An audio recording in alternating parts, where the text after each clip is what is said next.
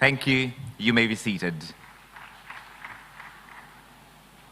Your Excellencies, distinguished guests, ladies and gentlemen, one more time, good afternoon. Oh, wow, there is nobody in the room. I'm going to try that one more time. Ama nijaribu kwa Kiswahili. Nijaribu tena. Excellencies, distinguished guests, ladies and gentlemen, good afternoon. Bonjour à tous. Bonjour. Thank you so much. My name is Larry Mido. I'm an international correspondent at CNN. I'm a Kenyan, a proud African. I'm so glad to be here with all of you, guiding you through this afternoon. The Presidential Summit of the Africa Food Systems Forum 2023. The big question is how we as Africa can feed ourselves, and we're so honored to have in our midst our leaders. You'll be hearing from them about what they're doing in their respective countries. We'll be sharing some high-level dialogues, and they're here early to listen to you as well, to hear your perspectives, so that this can be a two-way dialogue. I'm excited to get that kick-started right away, because we have a busy, packed afternoon hearing from some of the best practices from across the continent and across the world. I'm excited that we're here in Dar es Salaam, one of Africa's greatest cities. There are no Tanzanians in the room, there are no East Africans in the room. Hang on, wait, ngoja tafadhali. I am so excited that we are here in Dar es Salaam, one of Africa's greatest cities. Such a great audience, completely unprompted, just spontaneous. I love it. It is now my pleasure to kick things off by inviting to the stage for their opening remarks Dr. Agnes Kalibata, President of AGRA, and His Excellency Haile Mariam Desalegn, former Prime Minister of Ethiopia and the Chair of the AGRF Partners Group, for their remarks. Please give Dr. Kalibata a big round as she comes up on the stage.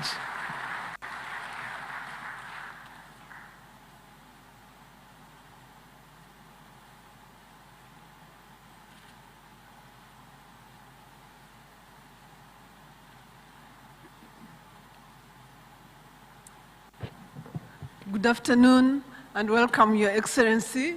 My job is extremely simple. It's to invite my chair to give his remarks. Thank you, Chair.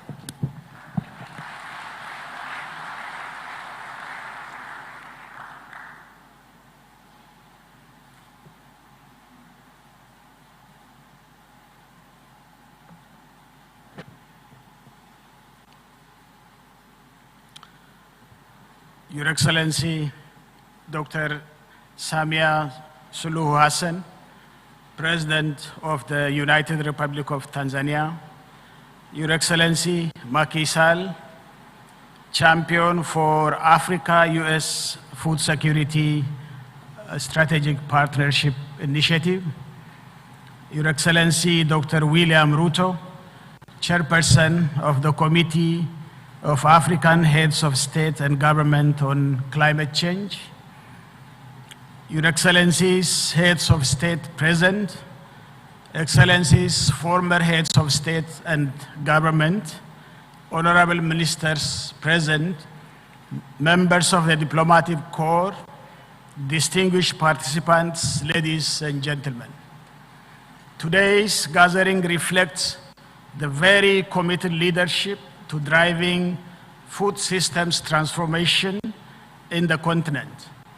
I am very pleased that as heads of state, you have taken time out of your very busy schedule to mark off your commitment to the people you lead, Africa's greatest resources.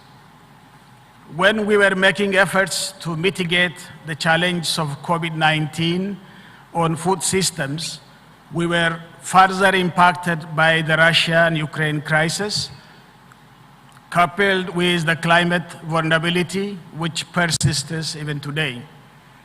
These occurrences have impacted our food systems, but we are thankful that recovery efforts have been made, and this brought about new initiatives.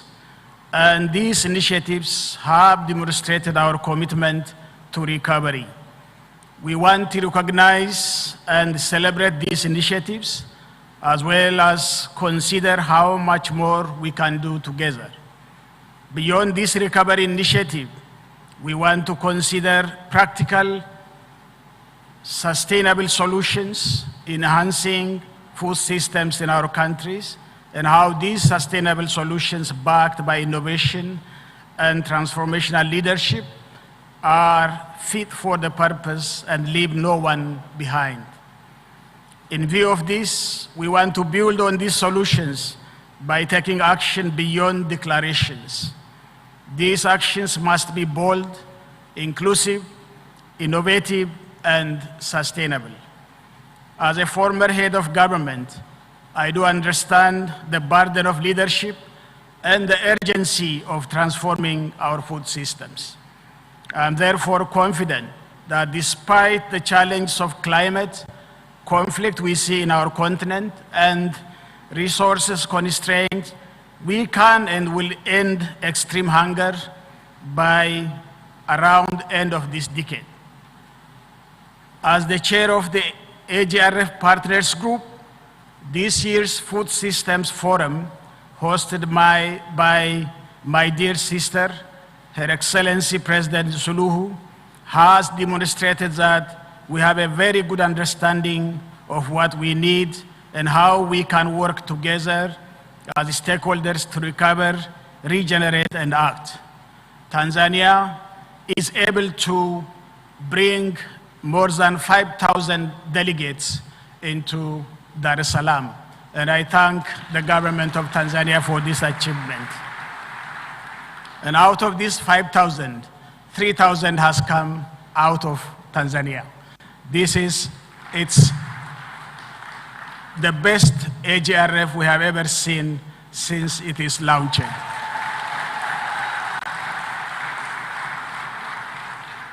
I look forward to drawing insights from your leadership and commitment to action. Excellencies, as I conclude, I reflect on the just concluded African Climate Summit, which demonstrated Africa's resolve to take actions to mitigate and adapt the impact of climate change on our food systems. Thank you for your leadership, President William Ruto, who led us through the summit in an unprecedented manner in the history of climate change discussions. Thank you, Your Excellency, President Ruto. I therefore believe you will reflect that here today and also in the upcoming UN General Assembly and the COP28 in the United Arab Emirates yet to come. On this note, on behalf of the AGRF partners, I welcome you to this presidential session, and I thank you, and God bless you all.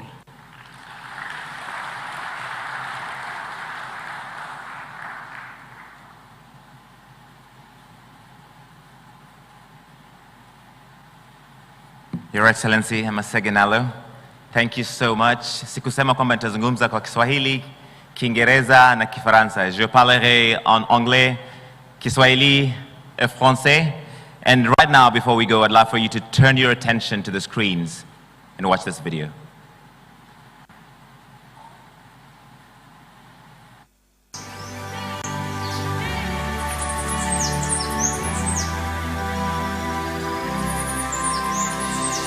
In the heart of Africa, a vision is taking root. A vision for the Africa we want.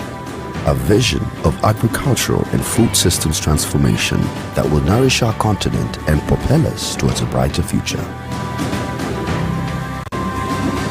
We see a future where agriculture isn't just a means of survival, but a catalyst for prosperity. It is a future where our farmers are the stewards of sustainable and bountiful harvests. Our markets will teem with the vibrant colors of fresh, locally grown produce, where nutritious food is abundant and accessible to all. We envision a future where innovation and technology empower our farmers, where science and research lead the way, and where we harness the full potential of our rich soil and favorable climate. Africa is a continent of remarkable diversity. diversity in ecosystems, cultures, and traditions. And we believe this diversity can be our strength in building resilient food systems. The Africa we want places women and youth at the center of agricultural transformation. We empower them with knowledge, skills, and opportunities, knowing they are key drivers of progress. We are committed to sustainable practices that regenerate our land, protect our environment, and ensure food security for generations to come. Even in our cities, we embrace urban agriculture, creating vibrant green spaces that supply fresh produce to our urban populations. Together, we build resilient communities where cooperation and mutual support are the cornerstones of our food systems. Our governments work hand in hand with international partners, forging alliances to strengthen food security across borders.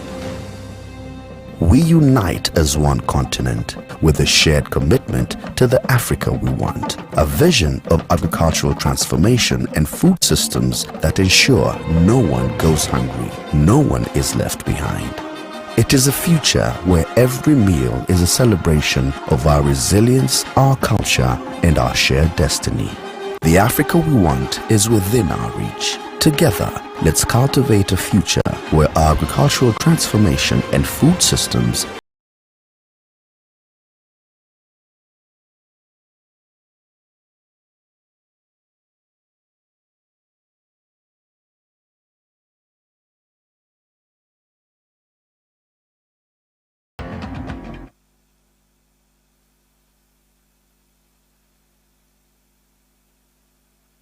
for hosting this. As His Excellency Haile Mariam Desalegn said, this is the best AGRF since they started doing it. Doesn't that deserve a big round of applause? Asanteni sana, hongera sana, Tanzania. And now it is my pleasure to kick things off by inviting the Minister for Agriculture in the Republic of Tanzania, Honorable Hussein Mohamed Bashe, to officially welcome us.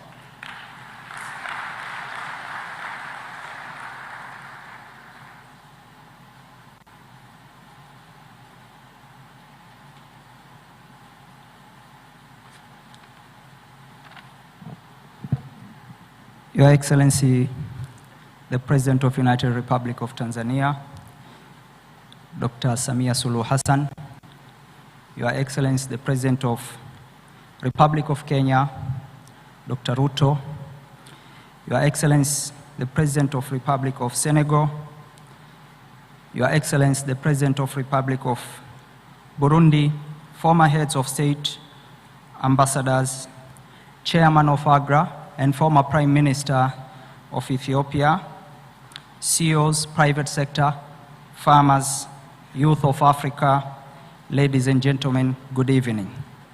Karibuni Dar es Salaam.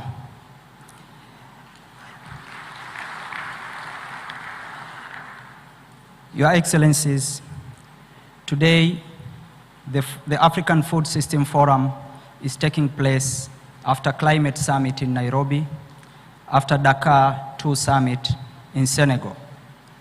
And today, we are meeting before the COP28. The world is discussing about food security, food sovereignty, youth employment, and women.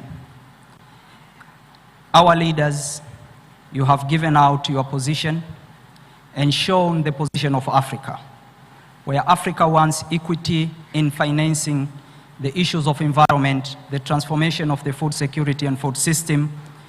And the ministers of agriculture today, we had our roundtable meeting.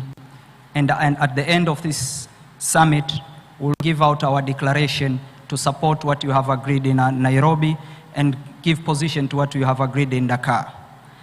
Africa, in the next few years, the population will be 2 billion. The world will be 50 billion. We have seen your commitment. We have seen your passion to the transformation of agriculture, demanding reforms on the world and the international financial infrastructure to get equity on financing the transformation in Africa. As Tanzanians, today, at the end of this summit, we pledged funds for youth, and let me report in front of you, the interest was to raise 2 billion shilling to support Tanzanian youth for the block farm. I would like to announce the commitment which was been given today at the evening under the leadership of the President Mwinyi, where World Bank committed 100 million, African Development Bank committed another 100 million US dollar, IFAD committed 60 million US dollar, AGRA committed 40 million US dollar, BMGF and other partners under Agricultural Transformation Initiative, they committed to start the transformation master plan for Tanzania for the next 25 years and open up the Agricultural Transformation Office. As a Minister of Agriculture, let me take this opportunity to thank you all, the African leaders, to show leadership and commitment for the second liberation of our continent, to create decent jobs for youth, to request for the equity on the financing. Asanteni sana, karibuni sana. So let me take this opportunity, Mheshimiwa Rais, kukukaribisha ili uweze kuongea na hadhara hii. Karibu sana mama.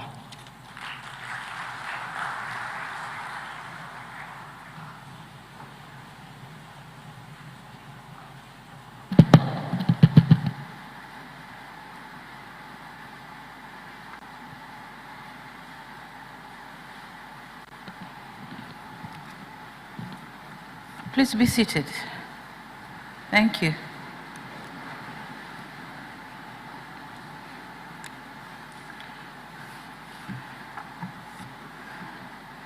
I'll be addressing the delegates in this hall, but as well I'll be addressing the whole nation and probably the neighboring countries whom they're using Swahili, some parts of the area where they'll be using Swahili. So I'll be using my national language to address this gathering. Is that okay? Waheshimiwa wakuu wa nchi na serikali, na hapa nikitambua uwepo wa Rais Macky Sall wa Senegal, Rais Ndayishimiye wa Jamhuri ya Burundi, Rais William Ruto, kaka yenu, mdogo wangu wa Jamhuri ya Kenya, lakini pia Rais wa Zanzibar yuko hapa, lakini na mimi mwenyewe. Lakini pia nitambue uwepo wa Mheshimiwa Makamu wa Rais wa Jamhuri ya Muungano wa Tanzania ambaye yuko nasi hapa. Pia waheshimiwa wakuu wa nchi na serikali wastaafu, na hapa tuna wawili, Mheshimiwa Jakaya Mrisho Kikwete wa kwetu, lakini pia tuna Rais Jonathan wa Nigeria. Nitambue pia uwepo wa mawaziri wakuu wastaafu, tuna wawili pia, tuna Haile Mariam Desalegn wa Ethiopia, lakini tuna Mizengo Kayanza Pinda wa Tanzania. Mawaziri wakuu wastaafu hawa, mmoja ni mwenyekiti wa bodi ya AGRA na Mheshimiwa Mizengo Pinda ni mwenyekiti wa kamati ya rais inayoleta mabadiliko ya kilimo Tanzania. Lakini najua pia tuko na waheshimiwa mawaziri ndani ya ukumbi huu, waheshimiwa mabalozi na wakilishi wa mashirika ya kimataifa, waheshimiwa au ndugu watendaji waandamizi wa serikali, AGRA na wadau wengine wa maendeleo, wajumbe wa kamati ya maandalizi ya AGRF, wawakilishi wa taasisi mbalimbali za serikali na sekta binafsi za ndani na nje ya nchi, wageni waalikwa, ndugu washiriki mliopo katika ukumbi huu na wanaotufuatilia kwenye vyombo vya habari, mabibi na mabwana, habari za mchana. Juzi Ruto alitufundisha jambo, akasema semeni jambo, tukasema jambo, lakini the real thing ni habari za mchana.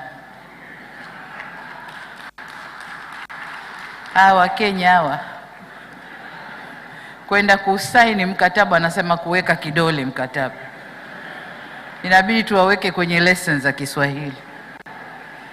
Waheshimiwa, nayo furaha kubwa kuwakaribisheni nyote katika jiji la kibiashara la Dar es Salaam, na kwa wageni wetu waliotoka nje ya Tanzania, karibuni sana katika Jamhuri ya Muungano wa Tanzania. Natambua kwamba wengine mlitoka Nairobi leo, jana tulikuwa wote kwenye mkutano wa mazingira na leo tuko hapa, na washukuru sana. Kwa namna ya pekee na muhimu zaidi, na wakaribisheni kwenye mkutano huu adhimu unaotupa fursa kujadili maswali muhimu yanayohusu mifumo ya chakula barani Afrika, ambao umeratibiwa chini ya Jukwaa la Mifumo ya Chakula Afrika kwa mwaka 2023. Nitumie fursa hii pia kuwashukuru washiriki wote kwa kukubali mwaliko wetu na kutenga muda kuja kushiriki nasi. Natambua mnayo majukumu kwenye nchi mnazotoka, lakini kwa kutambua umuhimu wa mkutano huu, mmeamua kujumuika nasi ili kwa pamoja tuweze kuamua mustakabali wetu kuhusu masuala yanayotuhusu sisi wote. Asanteni sana.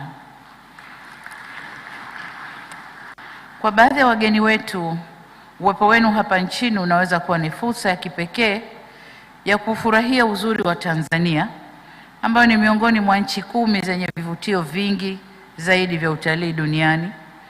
Hivyo mkiweza, tengeni muda kidogo kwa ajili ya kutembelea vivutio vyetu, zikiwemo hifadhi za taifa za Serengeti, Ngorongoro, Manyara, Ruaha na nyingine nyingi.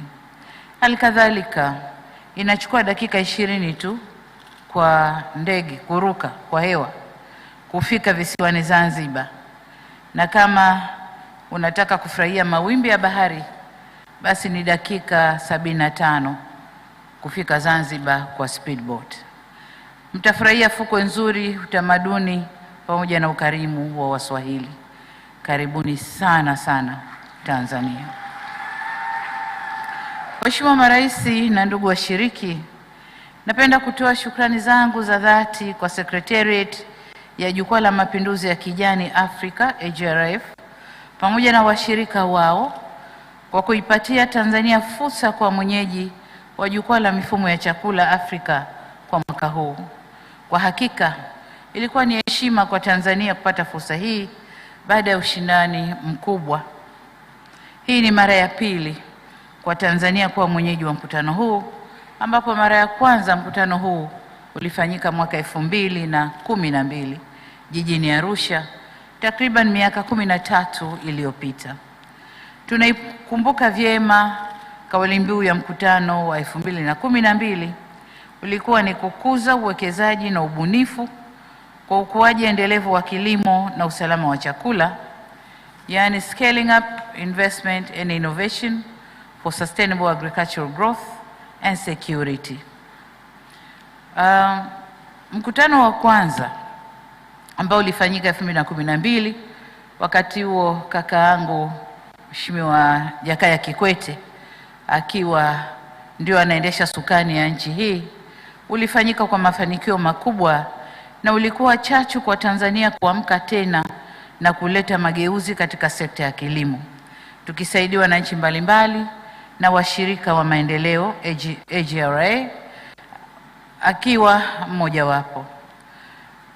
Kwa miongo mingi sasa, AGRA imekuwa mstari wa mbele katika kuisaidia Tanzania kutekeleza miradi mbalimbali ikiwemo afya ya udongo SHP, mifumo ya mbegu Afrika PAS, na mradi wa mbegu na teknolojia Afrika SSTP. Kupitia misaada mbalimbali kutoka kwa washirika wa AGRA, jumla ya dola za Kimarekani milioni 60 ziliwekezwa katika programu hizi katika awamu ya kwanza 2006 hadi 2016. Na katika awamu ya hivi karibuni 2017 hadi 2021, AGRA wamewekeza zaidi ya dola za Kimarekani milioni 20 kama mpango jumuishi wa kusaidia utekelezaji wa awamu ya pili ya programu ya maendeleo ya sekta ya kilimo SDP2. Mpango huu unajumuisha shughuli za kujenga uwezo kwenye uratibu, sera na udhibiti kwa ajili ya mageuzi jumuishi ya kilimo, pamoja na kuunganisha rasilimali kwa ajili ya utekelezaji wa SDP2 chini ya Wizara ya Kilimo na wizara nyingine zinazohusika na sekta hiyo. Vile vile, AGRA imekuwa ikitoa misaada ya kiufundi na kifedha katika kubuni na kuanzisha programu ya viwanda vya kilimo Tanzania, yaani Tanzania Agro Industrialization Flagship Program, ambayo ilipitishwa na kuzinduliwa rasmi Septemba mwaka 2020. Programu hii imewasaidia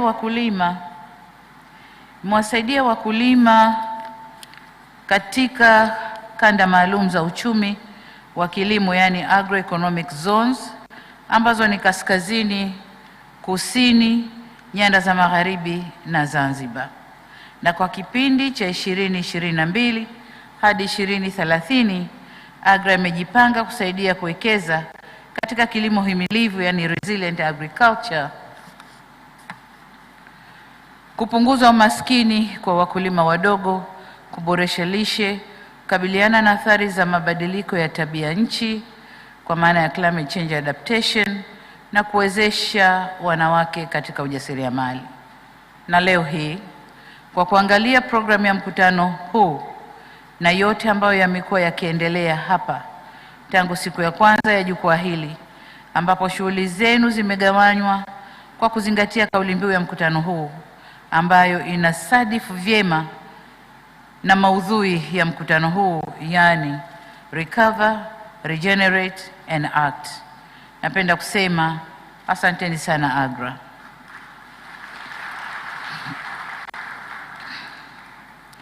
Ni imani yangu kwamba mkutano huu unahusu mifumo ya chakula Afrika utakuwa na mafanikio na kuleta matokeo yaliyotarajiwa.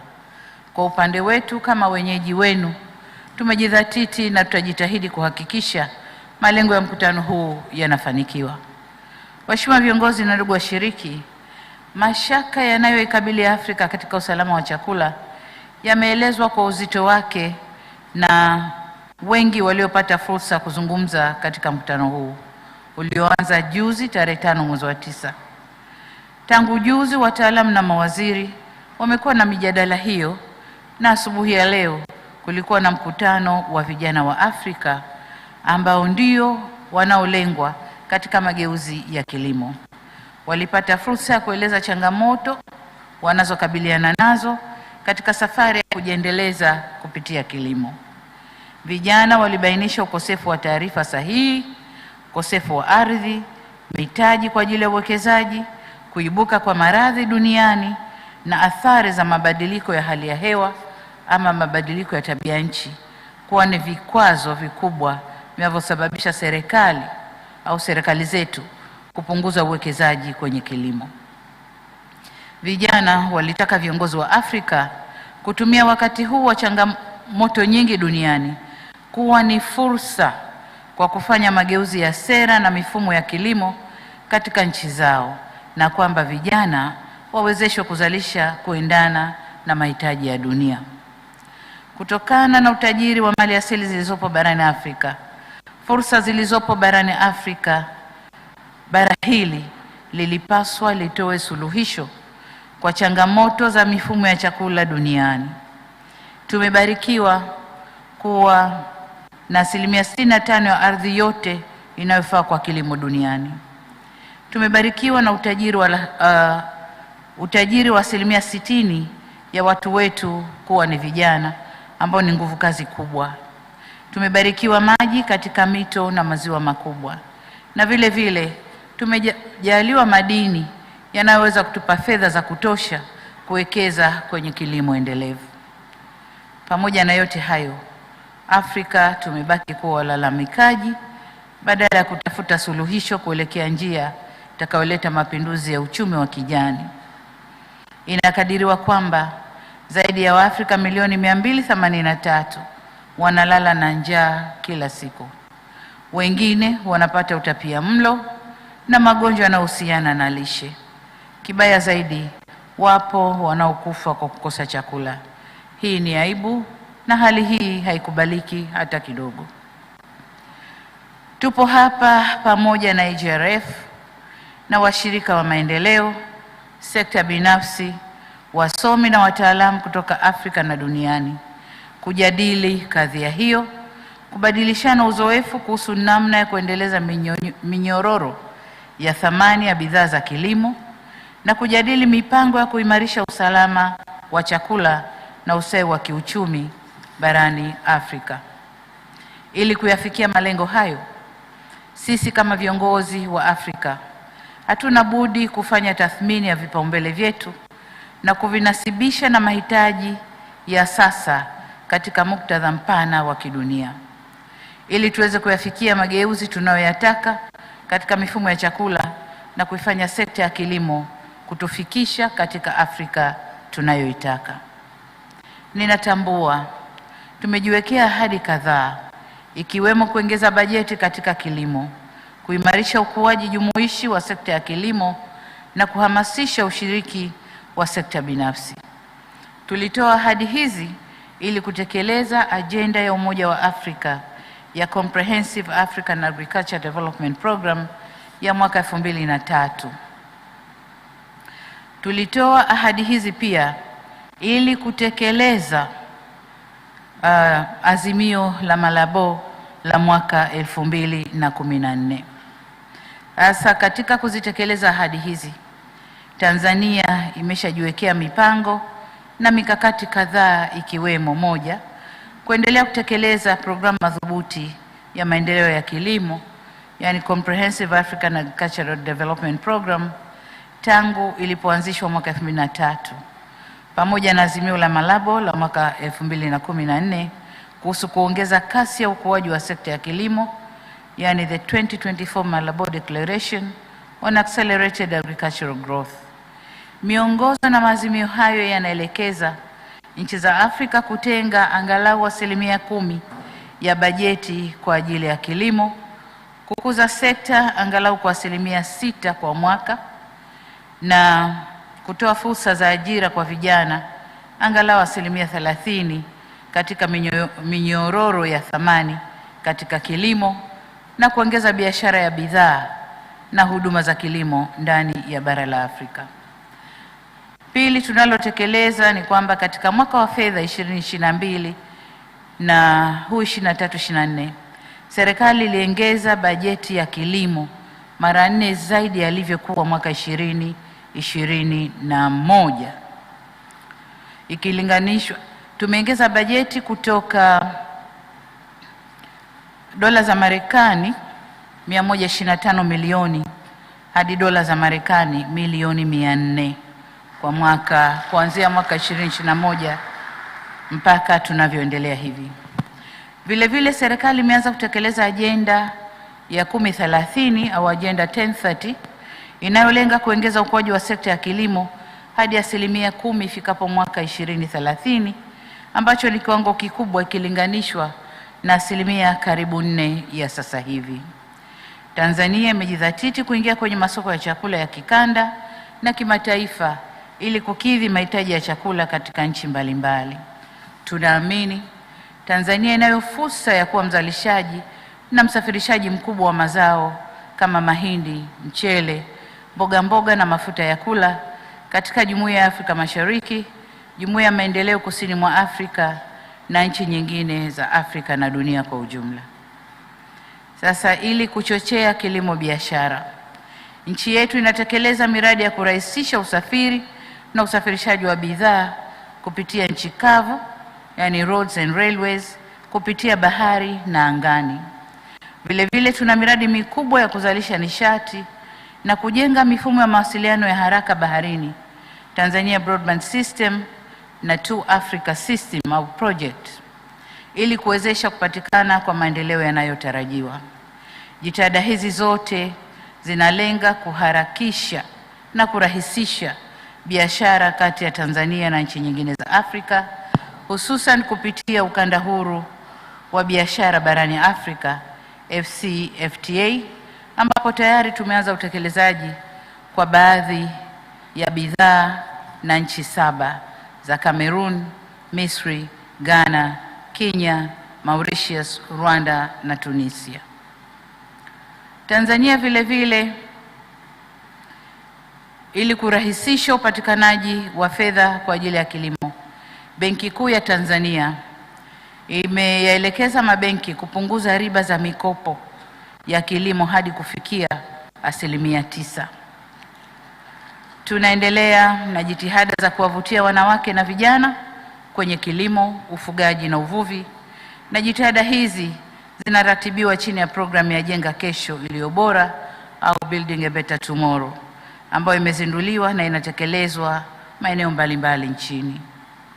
Jitihada nyingine ni pamoja na utekelezaji wa programu ya viwanda katika kilimo, yani Tanzania Agro Industrialization Program, ambayo imejikita katika kuongeza thamani ya mazao ya kilimo, kuimarisha miundombinu ya umwagiliaji, utafiti na uzalishaji wa mbegu bora, na kuimarisha mifumo ya masoko. Waheshimiwa viongozi, ndugu washiriki, nimetoa mfano wa Tanzania, lakini na hakika jitihada mbalimbali zinafanyika kote barani Afrika. Jana tulikuwa Kenya, tumesikia Kenya wanachofanya na hatua iliyofikia.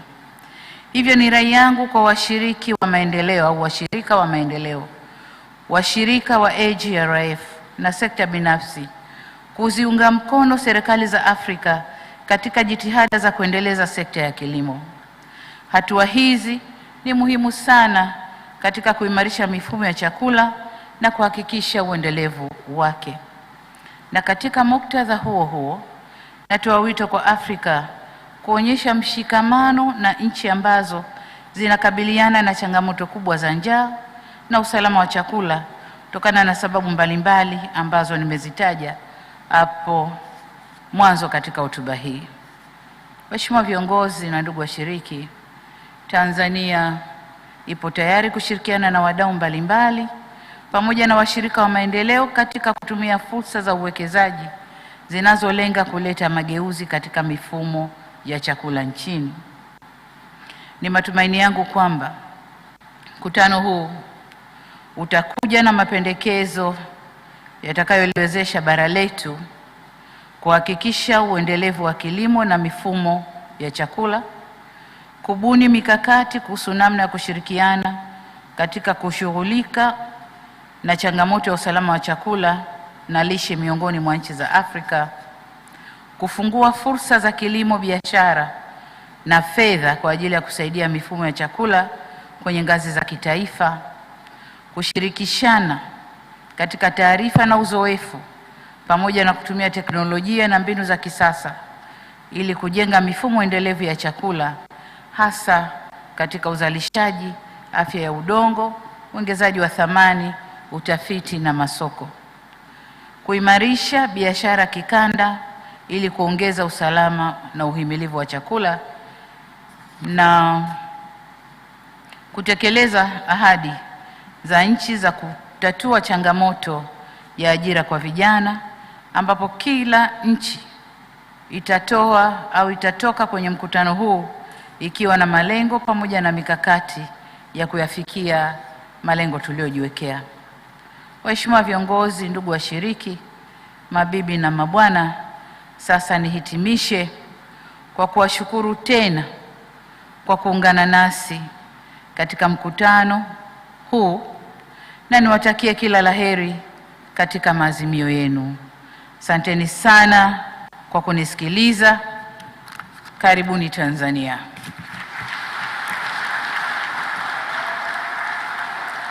Waheshimiwa viongozi na ndugu washiriki, katika utambulisho nilimwacha Waziri Mkuu mstaafu wa Benin, Mheshimiwa Zinso, yuko pamoja nasi hapa.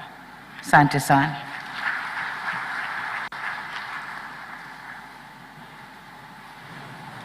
Let's give a big round of applause to Her Excellency, President Dr. Samia Suluhu Hassan. Thank you so much for that inspiring speech.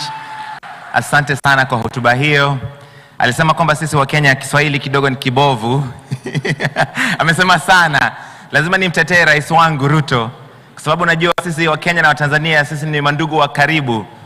Wa Kenya tunazungumzia wa Tanzania kwa Kiswahili kibaya, wa Tanzania wanatujibu kwa Kizungu kibaya, tunaendelea, tunasonga mbele kama Injili. Ama namna gani? What I said is that Tanzanians and Kenyans were close friends. That's all, nothing more. Well, there are a few other things there, but this is a family matter. We're going to leave it there in the level of Swahili. We won't get into it.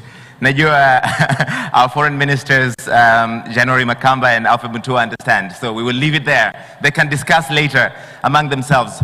But I really appreciate that we apologize that the translation did not work for parts of Her Excellency's speech. It was really inspiring talking about what Tanzania is doing to transform the food systems here. And she talked about the commitments, international commitments, like the Malabo Declaration, and other initiatives that the country is doing here. President Samia Suluhu Hassan said, we should not be complaining as Africans. We have vast water and mineral resources here. 60% of our population are the youth. We have everything we need here to transform our food systems. Do you agree? I didn't hear the right applause for that. I think, and one of the things that Her Excellency talked about, like in the last 2 financial years, her government has quadrupled their agricultural budgetary vote. So from what it was 2 years ago, it was about $100 million. In the last financial year, it was $400 million, quadruple the budget going to agriculture in Tanzania. And she also acknowledged the contribution of the youth who were meeting here this morning and what they want to transform the food systems in the continent. And she said that Tanzania is ready to work with stakeholders and other investors to transform the food systems here in the country. Nimekosa ama nimepata, Rais? Asante sana. As Africans, we love music. We are a musical people, and it is now my pleasure to introduce Angel to entertain us. Angel, tafadhali. Ndio yule pale. Tafadhali mumkaribishe. Please give a big round of applause to Angel.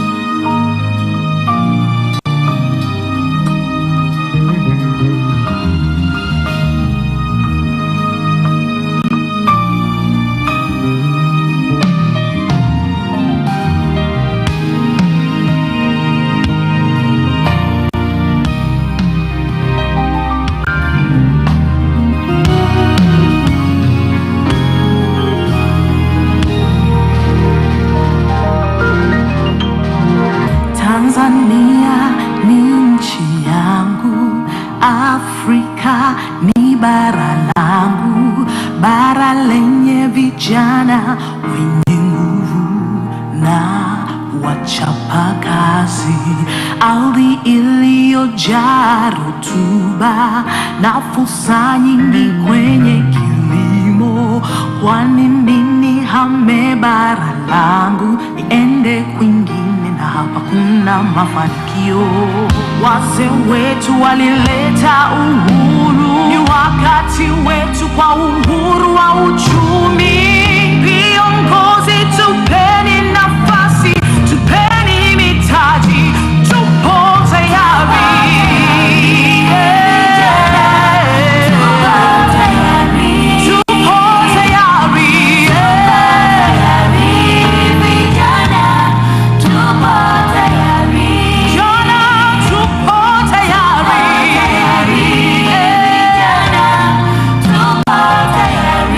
One more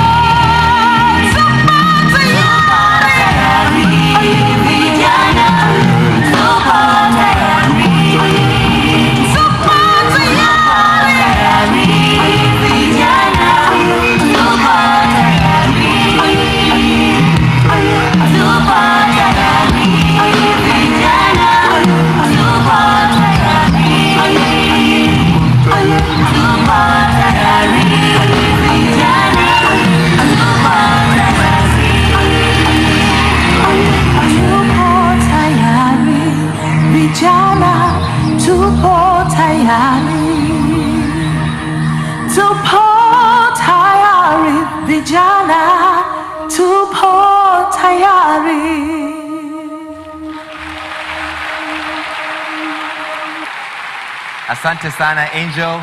Thank you so much. I never thought a song about agriculture could bring the house down like that. Did you ever imagine? Umetisha sana. Asante. Another big round of applause for her. That is the most fun song I have ever heard about agriculture. And the youth say they are ready. Congratulations, Angel. Ni malaika kweli kweli. It is now my pleasure to invite to make her framing remarks on setting the vision for the continent, the CEO of the African Development Agency, AUDA-NEPAD. Please welcome to the stage Ms. Nardos Bekele Thomas.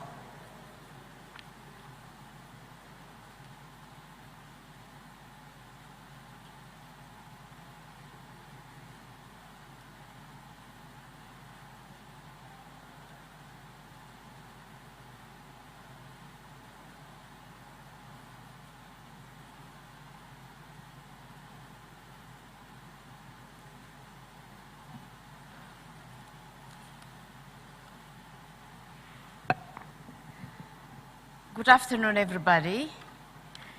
I think I was caught by surprise. Your Excellency, my dear sister, President Samia Suluhu Hassan, the United Republic of Tanzania, Your Excellency Macky Sall, President of the Republic of Senegal, Your Excellency Dr. William Samoei Ruto, President of the Republic of Kenya, Your Excellency General Evariste Ndayishimiye, Republic of Burundi, His Excellency Hussein Ali Mwinyi, President of Zanzibar, His Excellency my brother Haile Mariam Desalegn, former Prime Minister of Ethiopia and Chair of AJRF Partners Group, my dear brother also, the former President of the Republic of Tanzania, my dear brother, Mr. Kikwete. Who did I finish?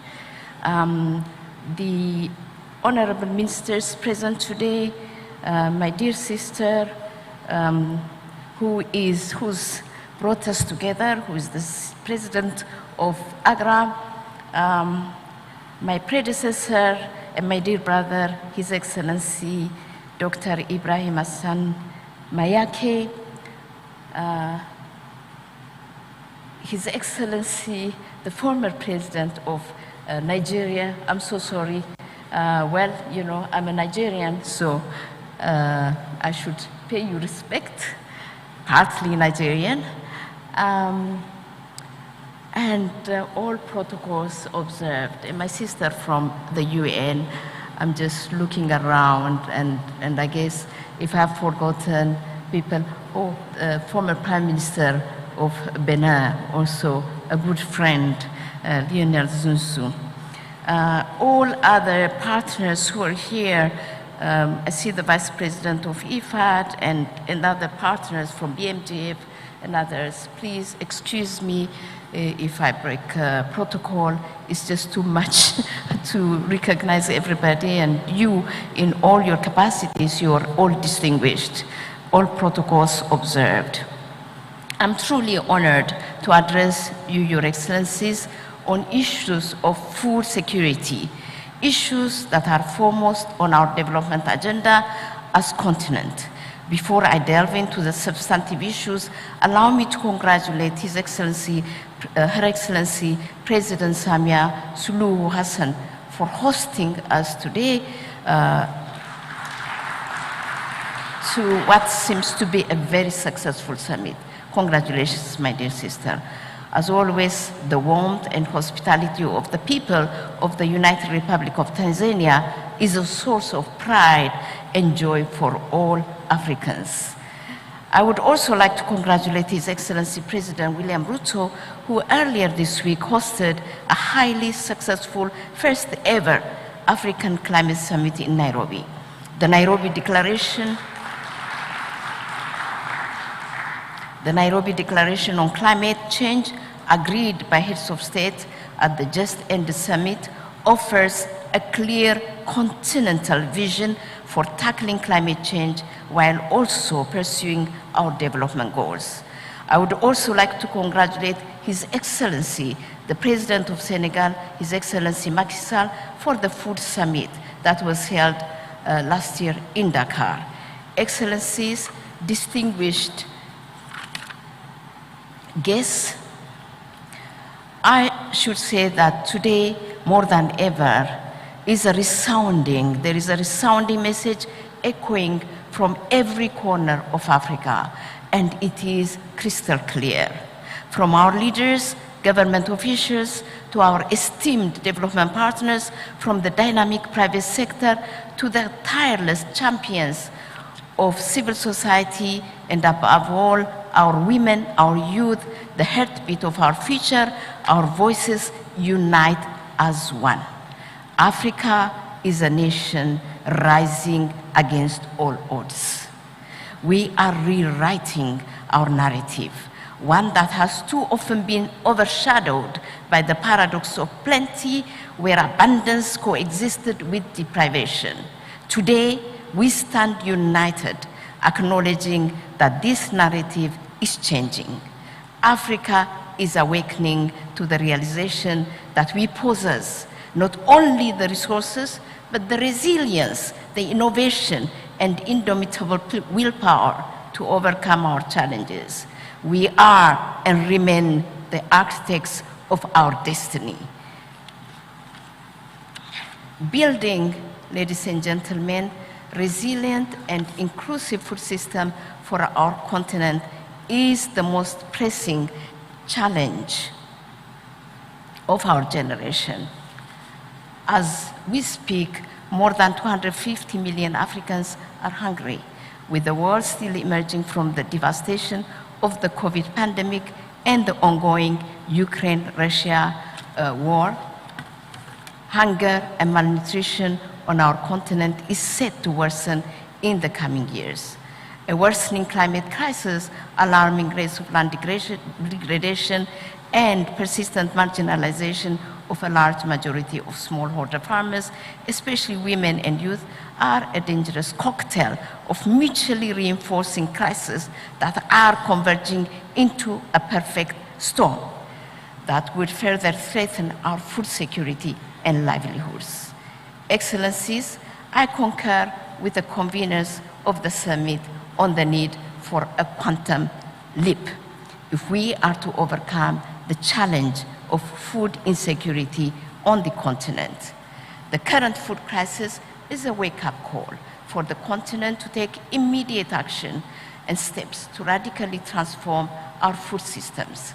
It is a reminder of the urgent need to accelerate the implementation of the Comprehensive Agricultural Development Program, the CAADP, our continental framework for agricultural transformation and agriculture-led growth strategy, which is, by the way, translated already into regional investment plans, and this has percolated to national investment plans. All this is to achieve ambitious targets on food and nutrition security as outlined in the Malabo Commitment. On the 31st of October this year, we will commemorate the Africa Day for Food and Nutrition Security in Lusaka, Zambia. This day shines a spotlight on nutrition-sensitive agriculture as the basis for producing safe and nutritious food. Nutrition-sensitive agriculture plus nutritionally rich foods and dietary diversity are at the heart of interventions to overcome malnutrition and micronutrient deficiencies. Current efforts to build adaptive capacity of production systems and natural ecosystems are nowhere near what is required to keep up with the pace of climate change. The quantum of both public and private investments required to build system-wide resilience of production systems, livelihoods, and infrastructure is at least tenfold the current levels. Equally critical is our efforts to reverse the current high rate of land degradation, which threatens the sustainability of our food systems. It takes hundreds of years for topsoil to form. We lose 24 billion tons of this fertile topsoil each year due to unsustainable land and soil management practices. Today, more than 75% of the continent's cultivated area is degraded. Restoring the health of degraded lands is critical for overall human development, as land is a vital life support system for livelihoods and ecosystems.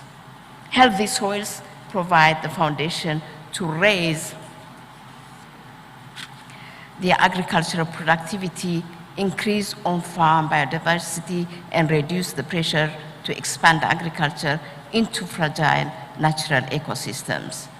There is well-established evidence showing that increased soil health improves water and nutrient use efficiency, leading to profitable farming and resilient production systems.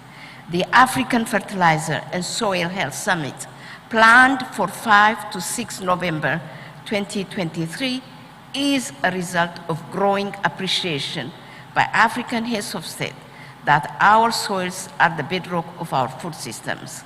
Building a resilient and inclusive food system hinges on our ability to reverse the high rates of land degradation and restoring the health of our soils. We expect far-reaching decisions to be taken at the summit to outline a roadmap for restoring the health of our soils. Excellencies, we are working with member states and other partners to adequately support farmers, especially the millions of smallholders who are the backbone of our food production on the continent. These farmers need sustained support to transition to modern and more resilient production systems and to connect better with markets to boost incomes. Equally critical is inclusive value chain development to open up opportunities for women and youth, including for processing and value addition. Innovative financing to cater for the unique circumstances of smallholders and agribusiness innovators, including ensuring access to affordable credit, is a critical condition for success, and we all know it. Excellencies, allow me to conclude by emphasizing that we are redoubling our efforts to drive practice change to transition our food systems towards climate-smart, regenerative practices that balance the need for healthy soils, healthy diets, healthy people, and healthy planet. Our DANEPAD remains unwavering in our commitment to achieve continental goals on food and nutrition security. Working with our partners, we are strengthening our programs with a view to making them more impactful, scalable, and sustainable. We are constantly reviewing our delivery models and theory of change to better define pathways between our interventions and intended outcomes. These improvements are also being cascaded to our member states through technical and advisory support for improved program design, development of business cases, and resource mobilization to support implementation. I would like to thank AGRA for their collaboration and cooperation in really translating these plans into action at all levels, both at regional and also national levels. Finally, I would like to reiterate something. And because our heads of states and governments are here, I would like to appeal that, yes, we have recognized the fact that that food systems, the development of food systems and agricultural transformation is really fundamental for economic, social, and political transformation. It's also a day where we have recognized that we have unfulfilled promises and that there are deficiencies. And here we are committing ourselves to really make sure that we redouble our efforts and correct for the past, but also plan for today and tomorrow. And therefore, foresight planning is important and critical. 2 is, in light of the quantum leap, recover. We cannot wallow in crisis. Crisis cannot define us. Building resilient food systems is critical. And here, I guess, we are all together committing to that. The 3rd one is regenerate sustainable agricultural practices, regenerate our soils. And it's very critical and very important that we do that. In order to do that, excellencies, it's very important that we tackle the issue of coordination. There is so much wastage and there is so much leakage. And yet, the resources are finite. And we're running out of time. Need to coordinate, need to have a systems approach for upscaling and scaling up of our interventions. It's very important also that we approach the whole integrated approach, integrated strategic management approach to food systems, because we're talking about systems. It's not the agriculture ministry that would be responding to the challenges. Education, health, agriculture or food systems is about education, it's about health, it's about, it's about infrastructure, it's about IT. So all these need to be handled in a strategic management. Those countries like Ethiopia, Rwanda, Tanzania, name it, and others that have adopted an integrated approach with multi-sectoral approach, to food system and agricultural transformation have succeeded. Let's learn lessons from this. And finally, also, inclusivity is critical and very important. We need the investment in human capital, critical for progress. We need to make sure, like Tanzania has done, and we have been supporting our DANEPAD, many countries, in training and bringing skills to youth so that they can own land. Even if they don't own land, we can lease land for them and use it for agricultural production. And therefore, integration of youth is critical and very important. Integration of women and promoting women in agriculture is critical and very important. And acting, we have to implement, we have to act, leveraging on digital solutions. We have got technology on our side. Let's take advantage of it, let's act, let's implement at scale. Finally, I say regional collaboration for food security is becoming important, is the linchpin of success. Our data underlines the potential of regional trade agreements in bolstering food security, implementing the African continental free trade area fully could potentially increase intra-African trade in agricultural products by up to 70%. Let's act collaboratively for a food-secure Africa. Finally, to our development partners, please help us and be with us at all times. It's not a promise, unfulfilled promises, like I said earlier on, has consequences. Please, when we promise, when we pledge, it has to be serious and you have to accompany us. No one is perfect. If there are areas for improvement, we can improve them together. But partnership should be with, full trust, and we need really predictability. And therefore, I think with those, I would say thank you very much for having me here and for this intervention. Thank you very much, Excellencies.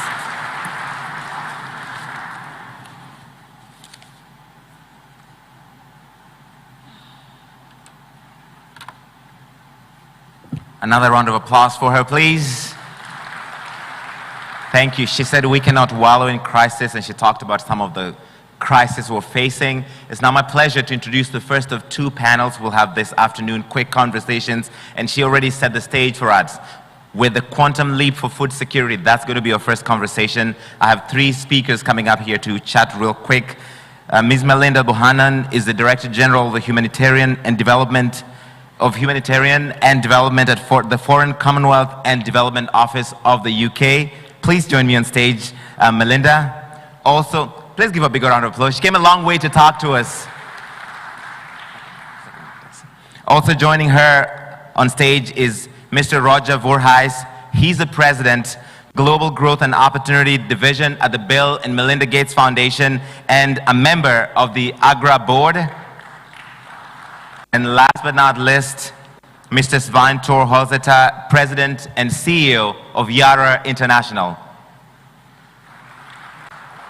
I'm going to need to hear a bit more excitement from the room. We have a few more coming up. It's going to be short and sweet, I promise. Very important, so please stay with me. The theme is recover, regenerate, and act. And I think Ms.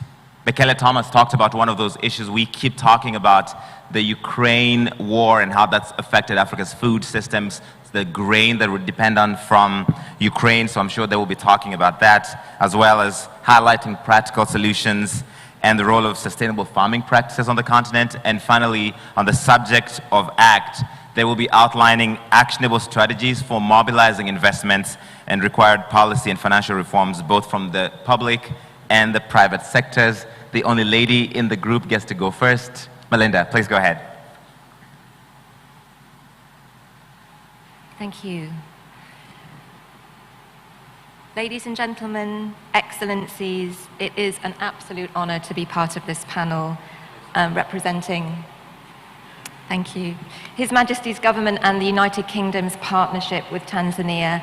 I want to start by recognizing the commitment that we have all heard, that I've heard across this conference, but particularly in this session, and the positivity of the debate. And I will start by saying it is a joy just to listen.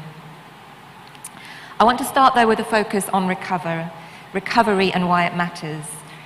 Africa's food system transformation has been battling continuous challenge over recent years. As we all know, in the last 3 years alone, the desert locust infestation between 2019 and 22 affecting 23 countries with 20 in Africa, COVID-19 and its economic scarring, the global impact of Russia's invasion of Ukraine on food systems, and those are all in addition to existing conflict, climate change and humanitarian issues that some countries continue to endure. This has had a deep impact across global food. I apologize, Melinda. Do you mind a little closer so we can hear you? Sorry, absolutely. Thank you. Hope this works. The deep impact across global food, fertilizer and fuel prices, and the fragility of the system. I'm afraid in this crisis-prone world, those sort of shocks are going to continue, and at the same time, demands continue to rise with demography, with demographic growth. So this makes recovery and greater resilience absolutely essential, because to use a phrase from our previous speaker, crisis cannot define us. And we all agree that the how involves an interconnected strategy. Food systems are complex. They're very heterogeneous across different countries and crops and value chains. As we know from a recent study by the Rockefeller Foundation from April this year, creating more sustainable food systems, it called for a deeper understanding of these interconnected contexts to crack the silos and join the dots. And joining the dots requires us to think as much outside the sector as within. It means thinking about the macroeconomic, the debt issues, how they've impacted prices, all the way through to the investment in regional crops, fertilizer value chains, the investment in enabling infrastructure and human capital. All of those need to work together in order to get the private sector investment mobilized and at scale. I want to focus on ACT and what it means to act, and I will start simply by saying food systems, not food projects. 4 things that I would like to share that we should be doing more of in order to scale up. Those are regional integration, greater coherence, as outlined powerfully by Madam President, unity of purpose, research and deployment and data infrastructure.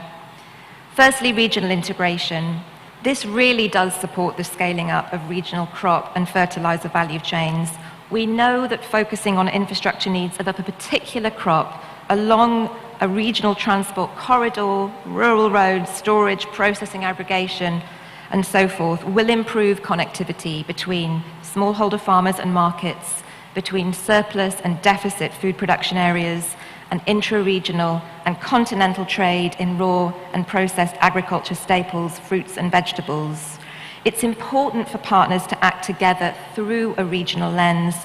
For example, the UK is supporting the ECOWAS Rice Observatory with the Bill and Melinda Gates Foundation, the African Development Bank, the World Bank, JICA, GIZ and the Islamic Development Bank to reduce the import dependency of rice into West Africa, which cost the continent $4 billion per annum, and create a regionally competitive price chain. Secondly, driving coherence amongst partners and stakeholders. And I want the United Kingdom to be known as a committed partner to coherence and helping to lead the way. We know there are multiple donor and philanthropic programs across the food systems sector. These all need greater coherence to maximize their impact, to minimize the divergence from the African context, including the Malabo Declaration and the post-Malabo process, which we've heard so much about. Practically, this can build on existing models. The United Kingdom support to COMESA to establish the digital regional food balance sheet with partners including USAID, Rockefeller, again the Gates Foundation and AGRA, and 6 African member states. Through this, we're supporting the Malabo Declaration's aim to triple inter- and African trade by 2025. Thirdly, collectively working to accelerate the adoption of research and development solutions aligned to prioritized food value chains in Africa, seeds, soil, climate adaptation. We know, for example, if we are developing a structured rice market in a priority West African country, then identifying what R&D investments can be prioritized in a way that meets the medium and long-term needs of a particular crop value chain is essential. Being targeted and focused to align those efforts will minimize the mismatch between great R&D outputs and the adoption by agribusinesses and farmers. Finally, supporting continued development of data infrastructure and use to improve policy predictability as well as responsiveness and the agility of the food system to increasing frequency of crises. African agriculture systems must anticipate and be more responsive to change and make use of timely data to drive effective decisions. Again, we know this is most helpful if adopted regionally. The United Kingdom has worked with partners on mutual recognition arrangements, MRAs, and COMESA Digital Regional Food Balance Sheet. These MRAs will ensure harmonization of cross-border trade policies. So in conclusion, a quantum leap for Africa's food security will require all of us to act together, governments, partners, youth, business, women.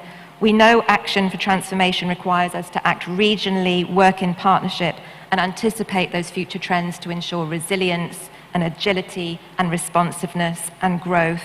I'm really proud to say that the United Kingdom is a passionate supporter of Africa's food transformation agenda, and we look forward to seeing what happens next after this conference. All right, thanks a lot. Roger.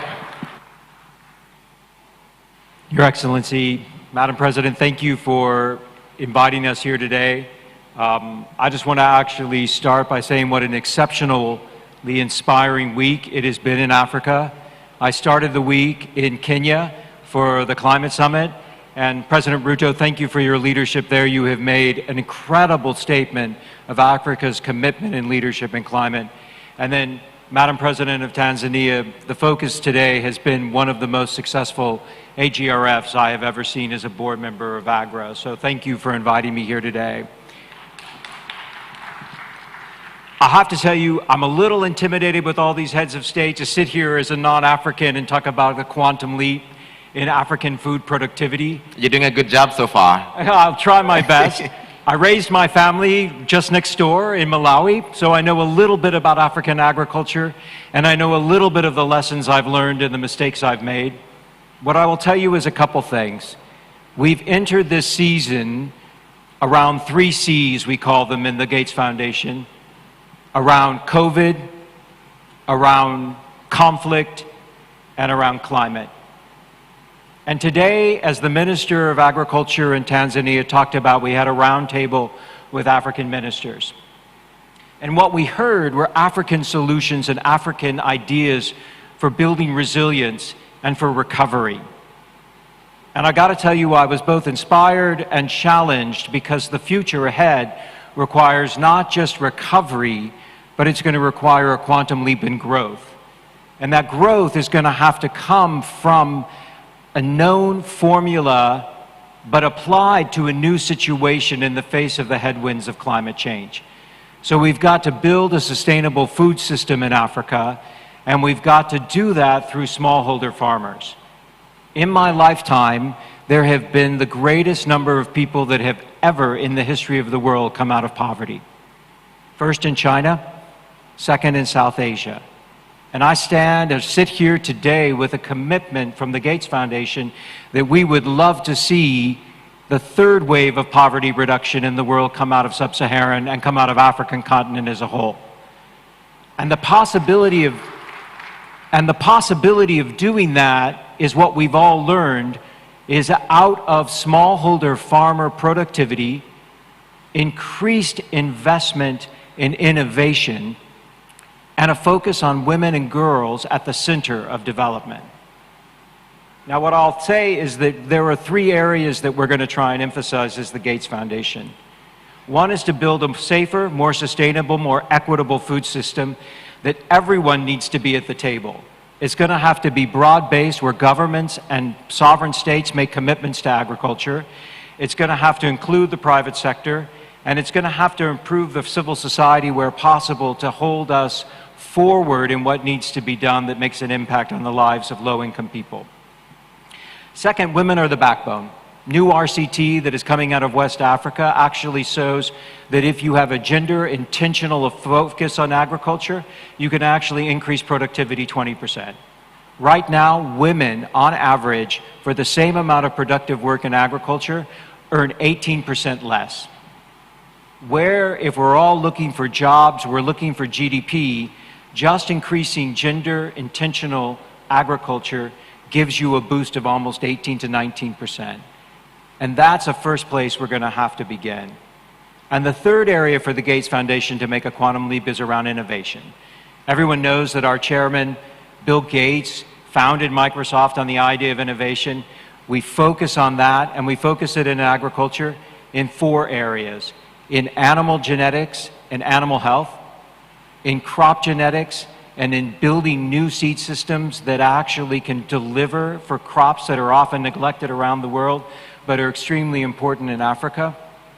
And thirdly, to understand how new pests and diseases, both for crops and animals, need to be diagnosed early, need to be treated, and need to build in that technology into the seeds. I just want to congratulate Macky Sall, President Sall will be hosting the Grand Challenges next month in Senegal, where we're going to actually see the front lines of that innovation and that cutting-edge thinking come to pass. But we're going to need to push that into the CGIAR, which delivers 10 values of economic value for every dollar that's input. And you, as officials here today on the front lines of this journey, need to invest in national agriculture and research centers that are going to translate that into crops in the ground and to extension services that are appropriate, sustainable, and within planetary boundaries. And the last one I'll just say is we stand ready as the Gates Foundation to be helpful. We've partnered with YAR, we've partnered with FCDO as a place to actually focus on soil health, on affordable inputs and soil nutrition. And as I close today, we want to be partners with you, but you are in the leadership of this. And I guess from our soloist today, I should actually say that we should say Topo Tayare on behalf of the Gates Foundation. So thank you. Mpo tayari, asante sana. And he rightly mentioned that in October, the Grand Challenges annual meeting is coming to Senegal in Dakar. We're looking forward to being there. I'm looking forward to there. Merci, félicitations, Président. And finally, last but not least, Svein. Thank you, and Your Excellencies. It's such a great honor to be invited to take part in this discussion at this very, very successful Africa Food Systems Summit. Really enjoyed it, and great momentum around it. As Roger said around what he referred to as the 3 Cs, it's a very challenging backdrop with COVID, climate, and conflict. And in the short term, the importance to recover from that will be key. And we work together with governments to keep supply chains open. I'm from the fertilizer industry, from the private sector, and as you've seen, there have been major disruptions. But we work together with governments. We work together with Roger and the Bill and Melinda Gates Foundations and others in order to make fertilizer more affordable, to make it reach the farmers through Sustain Africa, through Grow Ghana, and other initiatives. And while fertilizer prices have come down globally, there are new worrying issues at the moment. We see the impact of higher interest rates, currencies that have been devalued, and also the debt crisis. So that's the backdrop that we're working with, and that we need to keep in mind as we work on regenerating. And to me, the key word here is resilience. Shocks like we've had, we will have new shocks in the future as well. So we need to build a resilient food system that can withstand it. And to me, the key is in the soil, having a healthy soil, feeding the plant the right nutrition. Plants are no different than us humans. We need a balanced diet. So imagine if I told all of you that from tomorrow your diet would consist of 2 nutrients only. What do you think would happen to your health? And why do we work in that way with plants? So it's about adding nutrients, having balanced nutrition, going from 2 nutrients to 5 nutrients, focusing on the soil. And when we have a healthy soil, the soil is more resilient. It can resist heat better. It can resist floods better. It can resist droughts better. So it's much better prepared for the future shocks as well. And there is a direct link between health and prosperity. And with that, we get that through the soil. So this is really our best defense against food insecurity. And here we need to think not only about food security, that is important, food sovereignty, also important, but also food as a business. Farmers run small businesses, all of them. It's about prosperity and helping them to become more profitable, to turning this into businesses. Africa could be a major exporter of food to the rest of the world. And by the way, the rest of the world needs Africa. We need to have food production in much more places in the world, and Africa is best positioned to take that role to be a major exporter of food to every part of the world. And over to the ACT part of it, and we had a great session under the leadership of Her Excellency, Madam President, this morning with young agripreneurs. We're right now in the 4th agricultural revolution. That's led by technology. It's led by the youth, and as we just heard from stage, they are ready. Let's include them. Let's help them to drive their businesses to make this leap forward. We don't need any new breakthrough technologies or innovations or miracles or anything. We have all of it. It's about putting all of that to use, and it's possible to do this. But it's not possible without finance. Risk sharing is key, or thinking full value chains. What we have done here in Tanzania is to bring in raw materials from parts of the world, but upgrading it, going from 2 nutrients to 5 nutrients. And when we apply that in the field of the farmer, together with the farmers, what do we see? Well, more healthy soil, but also doubling in the yield of the crops in the first season. It's tremendous what we can do together with the farmers when we work together and we de-risk the food system. So this is possible, but it is only possible if we share risks and we share costs and do the large investments in infrastructure, and we do that together. It is possible. This is the moment. This is the moment for Africa. Thank you. It is possible, and this is the moment. Thank you so much. You talked about resilience, which is important as we face challenges, whether it's the Ukraine war or climate change. And Roger is optimistic that Africa can be the next part of the world to lift a generation out of poverty, and food systems, not projects, Melinda said. Please give them a big round of applause, the first round of speakers. Thank you so much. Please, you may take your seats. And like I said, as Africans, we love music, we love to dance. It's now my pleasure to introduce the next performer. Please give a big round of applause and welcome Jackson Panduka. Karibu sana.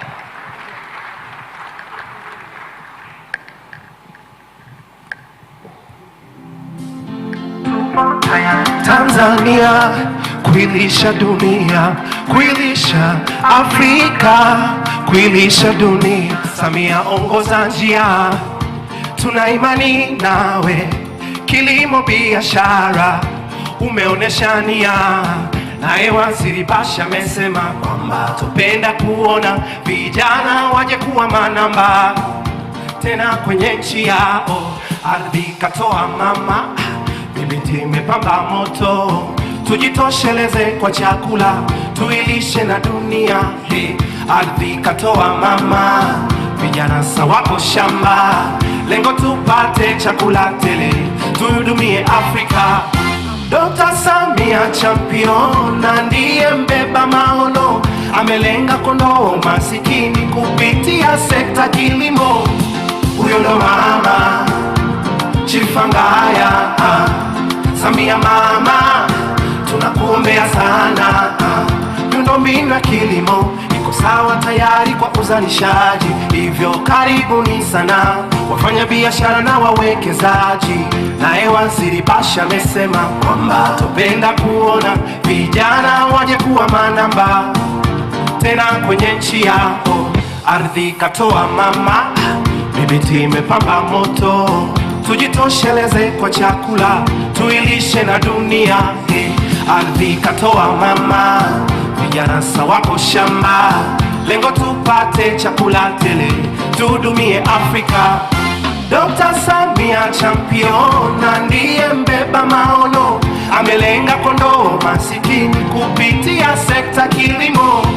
Huyo ndo mama Chifangaya, Samia mama, tunakuombea sana. Samia ongoza njia, tuna imani nawe. Kilimo biashara, umeonesha nia. Miundombinu ya kilimo iko sawa tayari kwa uzalishaji, hivyo karibuni sana wafanya biashara na wawekezaji. Naye Waziri Bashe amesema kwamba tupenda kuona vijana waje kuwa manamba tena kwenye nchi yao. Ardhi katoa mama, mibiti imepamba moto. Tujitosheleze kwa chakula, tuilishe na dunia. Ardhi katoa mama, vijana sawako shamba. Lengo tupate chakula tele, tuhudumie Afrika.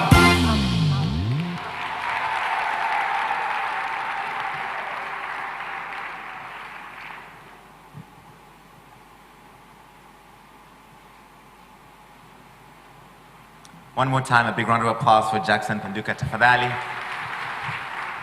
Ukubongo, nyimbo za kilimo ni nyingi sana. Tumefurahia. Thank you so much. We love the agricultural music.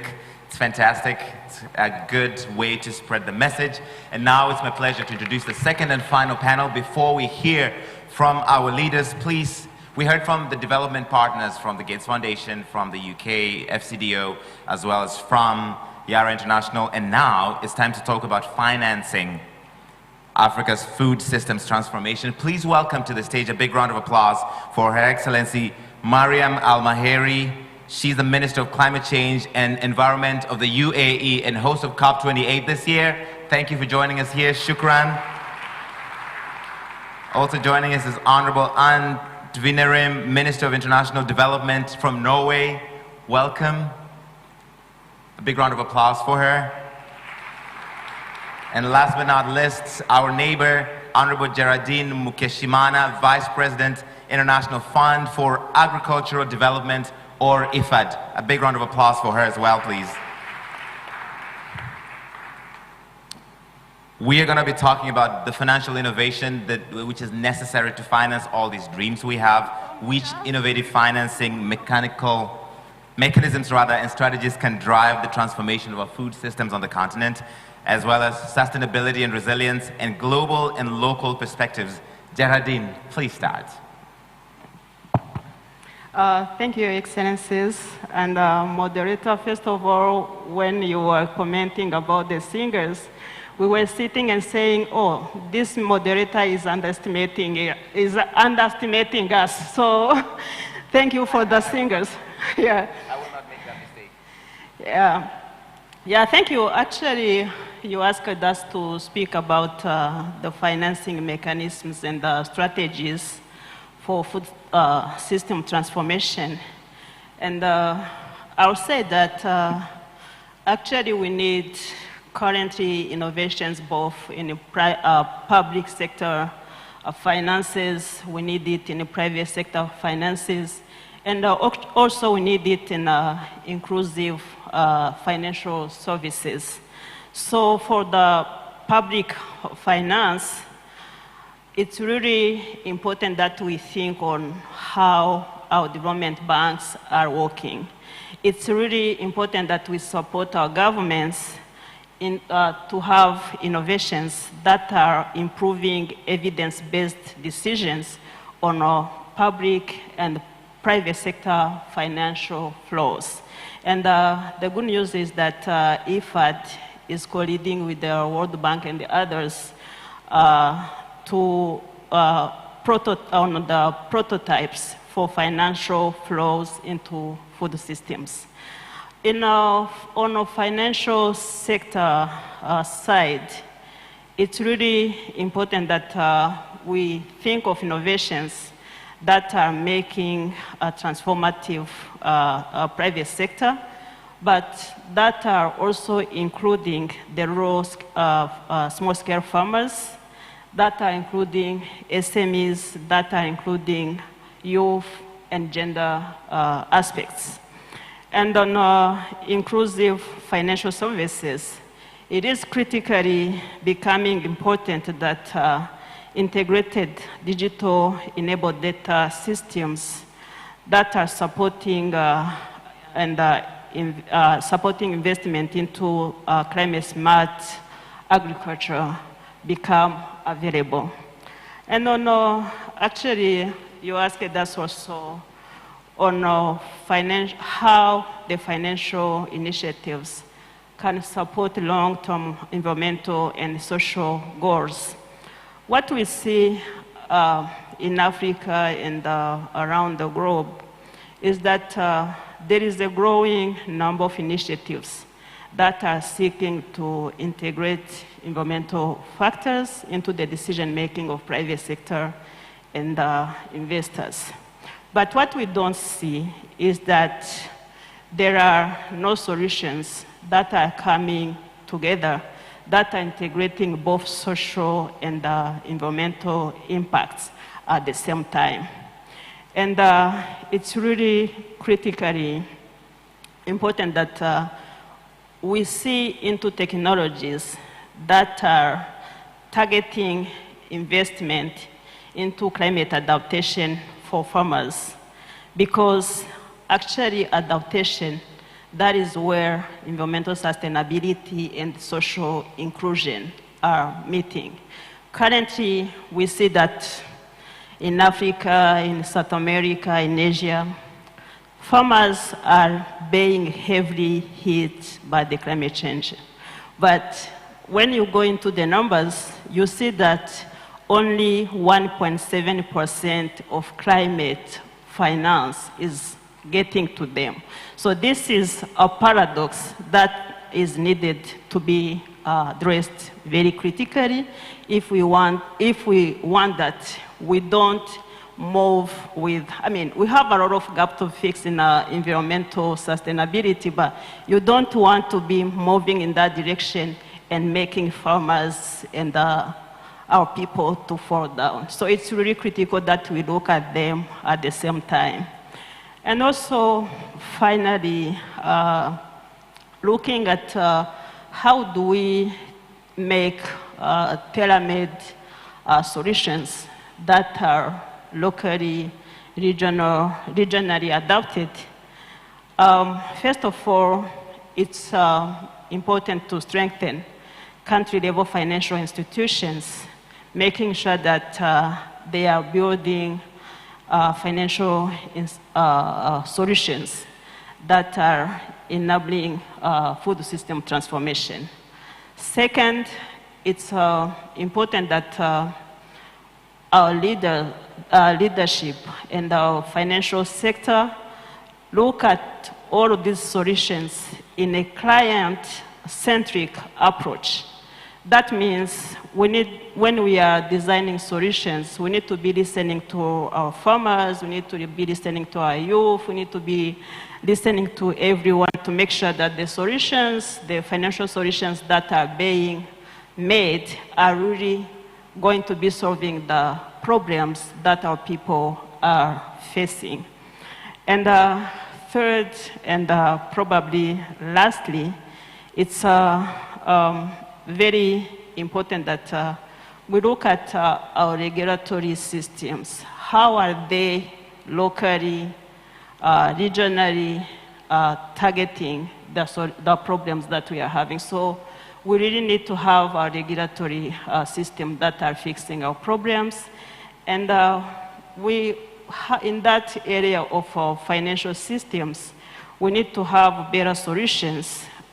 It's really urgent that we look at how can we fix the foreign exchange risks that our local currencies are really having at this moment. Thank you.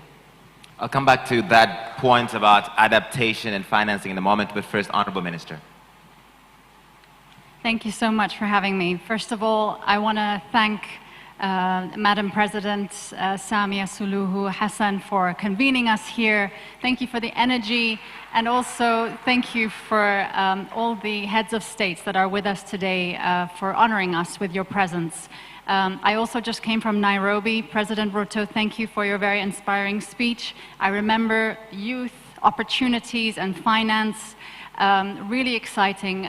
For me, it's to be here in Africa and also see the opportunities, see the young people. Your motivation is so exciting. And the good news is, we're very close to COP28. It's less than 90 days until COP28 happens. And we have put food systems transformation in the key center of the COP28 agenda. So I really want to thank all of you, because it's been through consultations with you, momentum building, that we have been able to put food systems transformation on the center stage with the renewables and all the other subjects that usually come up on the climate agenda.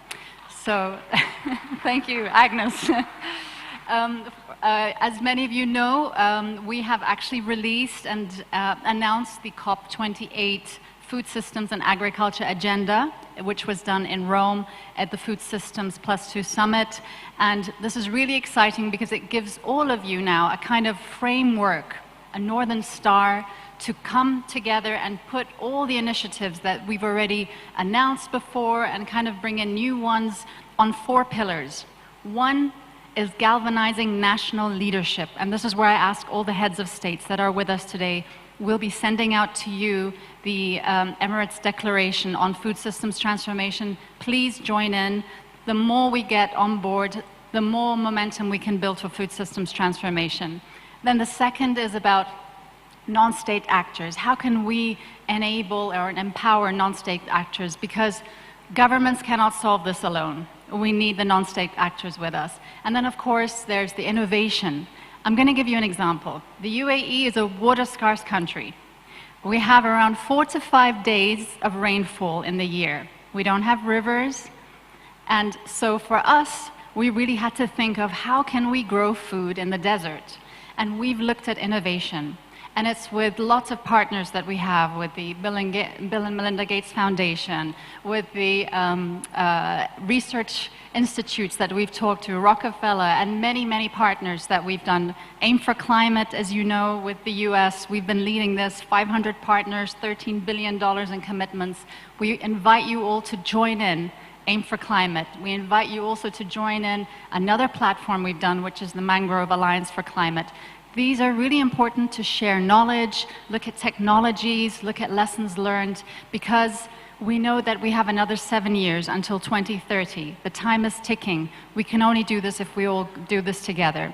So another thing you've probably seen, and President Ruto, this was at your African Climate Summit, and congratulations for the first summit. The UAE has committed $4.5 billion for Africa for the renewable energy ramp up, because we want to treble the capacity until 2030. So I'm building also this kind of momentum as well on the food systems transformation. I cannot do this alone. I need all of you in this with me, and I know together we'll be able to really take this to a new level, because we really have to course correct from where we are today. So thank you. Thank you so much. And that announcement you mentioned, the $4.5 billion committed at the Africa Climate Summit in Nairobi, is the biggest of all the announcements we saw at the summit, which is obviously a big boost for Africa. I just want to touch on something you said, that you put food systems transformation at the heart of COP28. What's in it for us from Africa? Okay, so now that we have the agenda, I would like all the African nations to come on board on the declaration. This is number one. Number two, I want to see the youth. And I know because for the first time ever, we have introduced a youth champion to the COP process. And I know she's been also in Nairobi. She's been doing a lot of visits. She's been talking to the youth to try and get them on board, get their inspirations on board. We need to see, or let's say the youth of the world need to see the opportunities that you have here in Africa. And of course, the innovation side. Please come into platforms such as Aim for Climate, because this is where you will see innovations. I myself, every time I go and I see, so we kind of convene once a year, we do a ministerial for Aim for Climate partners, and this is where we showcase innovations as well. And I've seen things that I never thought existed. And when you start seeing there are solutions out there, we don't have to create anything new. Solutions are out there. We just need to get them to the right people, get the financing fixed, and scale up. And there's so much opportunity, because I feel the passion is there, the will is there, and we're understanding that we have to fix this. And by the way, if I can just add one more thing. The whole situation we're in with food systems, it's not just about agriculture. It's about us as human beings. We are pulling at the food systems. We are choosing our food. When we go to the supermarket, what we buy, what we put in the rubbish bins. We have to also play our role, and we have to be responsible for what we do. We cannot just keep pointing fingers at farmers. And by the way, I want to say, for any farmers that are in the room or listening to us today, we thank you. We thank you for all that you do. I think more has to be done to thank the farmers and recognize them. They're not having an easy job at all. We went through a whole revolution of when it was about quantity, to try and get poverty up out of the dark hole, to try and get food to the mouths of people. And now we're saying, no, this is the carbon footprint, we need to lower it, we need to lower it. So I first want to say thank you to all the farmers out there. We need to work beside you, and we need to also, each and every one of us in this room, including myself, we need to reflect a little bit how we are pulling on the food system. All right, I'll come back to fixing financing in a second, but I wanted to ask Geraldine as well on that topic, because you were talking about this lives and dies with adaptation, and we're just not seeing enough funding coming for that to, support farmers, to support people who are suffering the brunt of the climate crisis.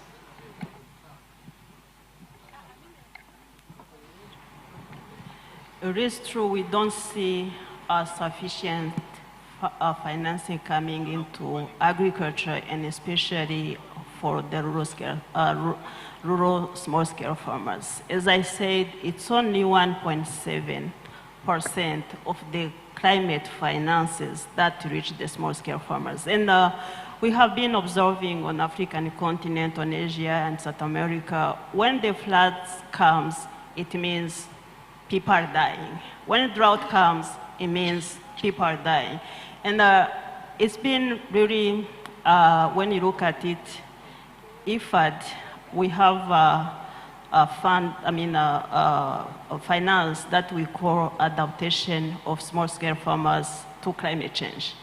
It is only that money that you see reaching the small-scale farmers. Then it becomes important that we, as the minister has mentioned, it's not about anyone, it's not about the earth, it's about us.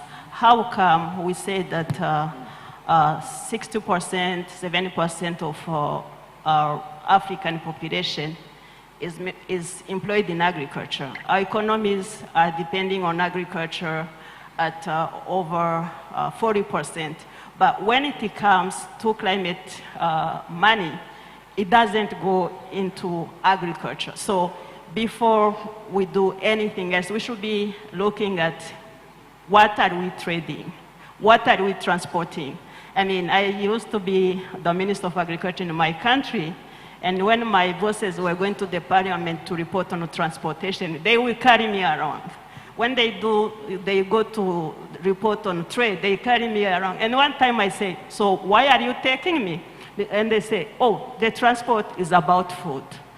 The trade is about food. How can we leave you behind? So it's really important that we start looking at what is needed, and we say like, okay, it's not about transport, it's not about cars, it's about us. And it's really important that we be kind of selfish. All of us, we eat. So where do we feel like the food is coming from? We leave it to these poor people who do not have any means of growing food, and at the end of the day, we go to them to give the food. So it's really important that we start looking at it and say, these people are producing 70% of our food, therefore, they are making the third of our economy, therefore, let's target them, let's finance them, let's support them to feed us. So to us, as IFAD, we are working toward that, but we really need to be having other finances to join and be able to deliver for the small-scale farmers. Okay.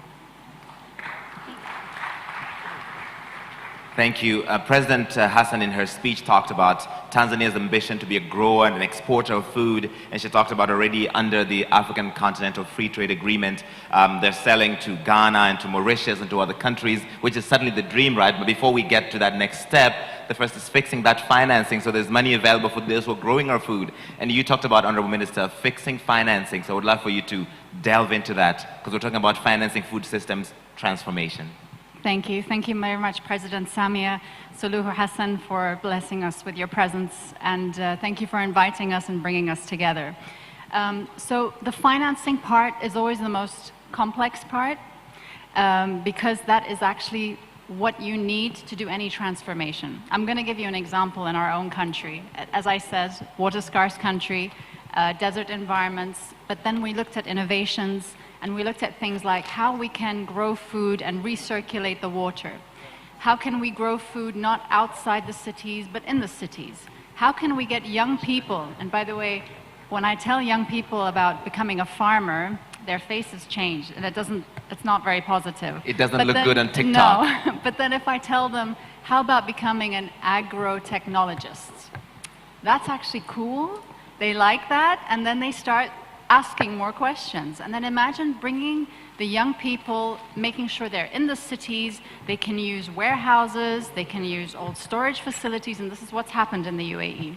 So it's really important that countries enable the policy frameworks are made so that you can then enable the financing, unlock the financing, and bring in. And then it's the off-takers that's really important. Having the right off-takers. And by the way, you always have to think outside the box when it comes to financing. Why are we here today? Why is climate finance such a big deal? It's because it's so hard to unlock. Making sure finance is available, accessible, and affordable is so difficult. But I tell you, and of course I'm working alongside our COP28 President-designate, Dr. Sultana Jaber. He is working on this financing track and making sure it's going to happen. He wants to make sure that the $100 billion is committed, something we've been waiting for many years. So he's really driving to make sure that promises are kept, to unlock as much finance as possible. He managed this now with the renewable energy, and we want to do more on many other subjects. So this will come along, but again, the right ecosystem needs to be there to unlock the financing. We've gone through it ourselves in the UAE. We've been on a journey to decarbonize our economy and also make sure that we're unlocking finance from the private sector as well to our net zero pathway growth. So it's not easy, but it's a whole sink of many factors that need to take place. All right, thank you. And finally, Geraldine, you've got all the stakeholders involved in this journey to try and transform the food systems and find the financing, find the money for it. What's your word for them? You get the final word.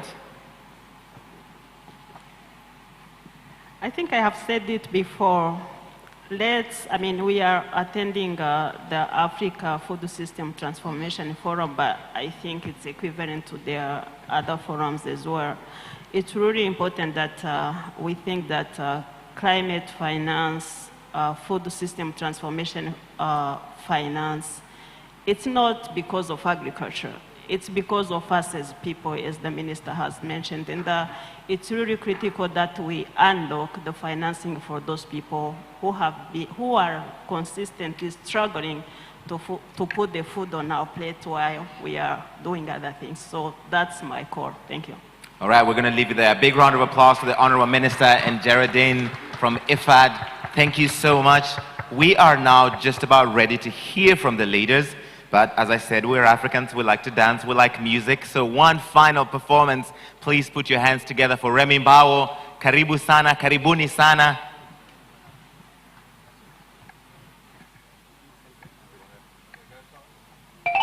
Afrika simama, tuungane pamoja, tulilishe bara letu na kufuta vifo vya njaa.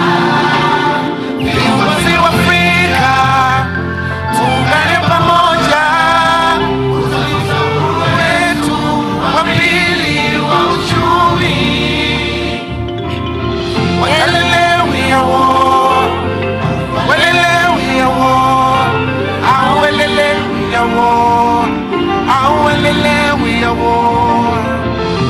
Tazama Afrika, bara langu zuri, Mungu amelipamba kwa maziwa, mito na bahari. Wazee wetu waliungana kuleta uhuru wa kisiasa. Viongozi wa sasa, unganeni kuleta uhuru wa kiuchumi na chakula. Ni sera ya uhuru, unganeni. Afrika, tunakufa kwa njaa. Afrika, tunagiza chakula kutoka nje. Oh no.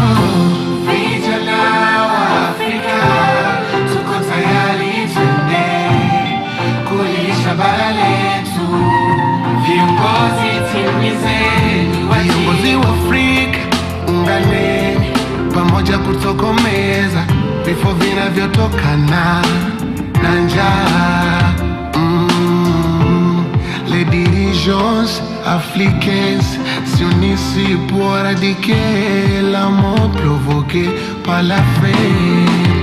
African leaders united to eradicate death caused by hunger. African leaders united for food security, for food sovereignty. Tuungane pamoja, tulishe bara letu na kufuta vifo vya njaa. Viongozi wa Afrika, tuungane pamoja, kutafuta uhuru wetu wa pili wa uchumi. Walele we are war, walele we are war, awalele we are war, awalele we are war. Sote kama bara tunapaswa kota pamoja, ndoto ya kuhakikisha usalama wa chakula unaimarishwa. Ni aibu kwa bara letu kuwa na shida ya chakula, ikiwa 70% ni vijana. Tanzania tuliongoza mapambano ya uhuru wa kisiasa, na sasa tupo tayari kupunguza mapambano ya usalama wa chakula. Vijana wa Afrika, tuko tayari twende kulisha bara letu. Viongozi timizeni wajibu. Viongozi wa Afrika, unganeni pamoja kutokomeza vifo vinavyotokana na njaa. Les dirigeants intelligence africaine, si on est ici pour éradiquer la mort provoquée par la faim, par la faim. Leaders, unity to eradicate death caused by hunger.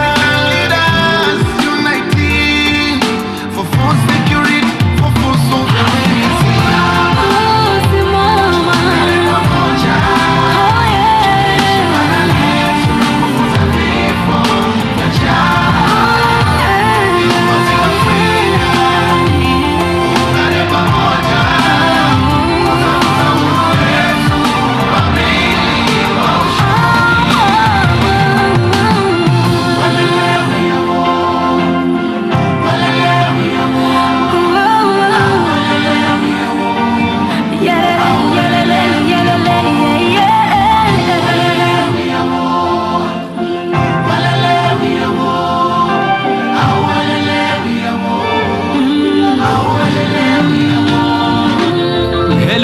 African leaders, our forefather and great leaders, Kwame Nkrumah, Mwalimu Julius Nyerere, Nelson Mandela, Kenneth Kaunda, Jomo Kenyatta, and others who came together to grant and secure political independence to our continent. You have the chance and responsibility to lead Africa towards achieving its second economic independence, which is equipped with food security and food sovereignty.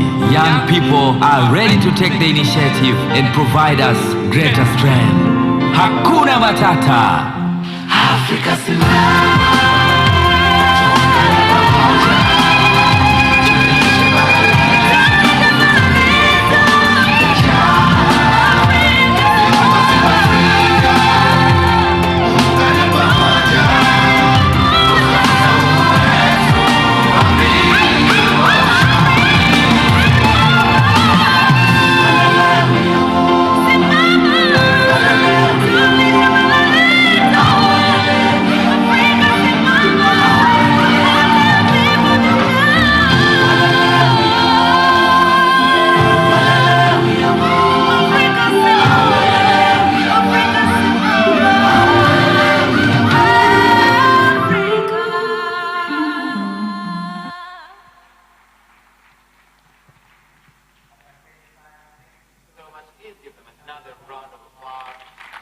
Young men and women, fantastic performance.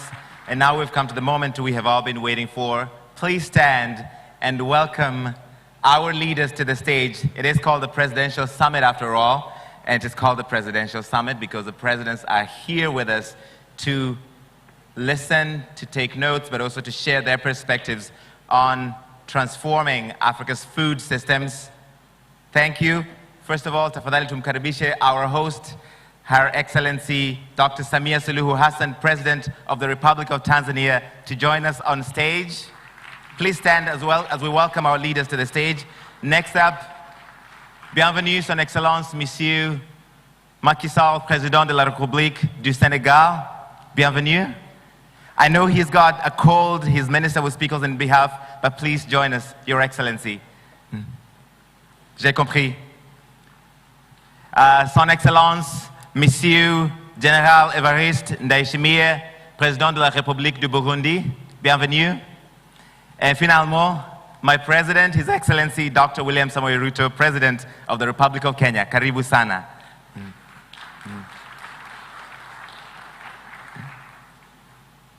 Tutaanza tena na Rais Samia aseme mawili matatu alafu ndio tuendelee na viongozi wengine. Asante sana.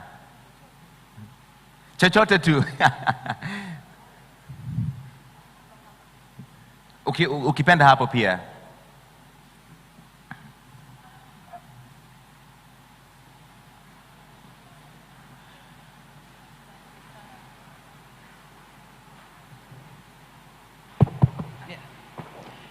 Asante sana mwongozaji mjadala kwa fursa hii.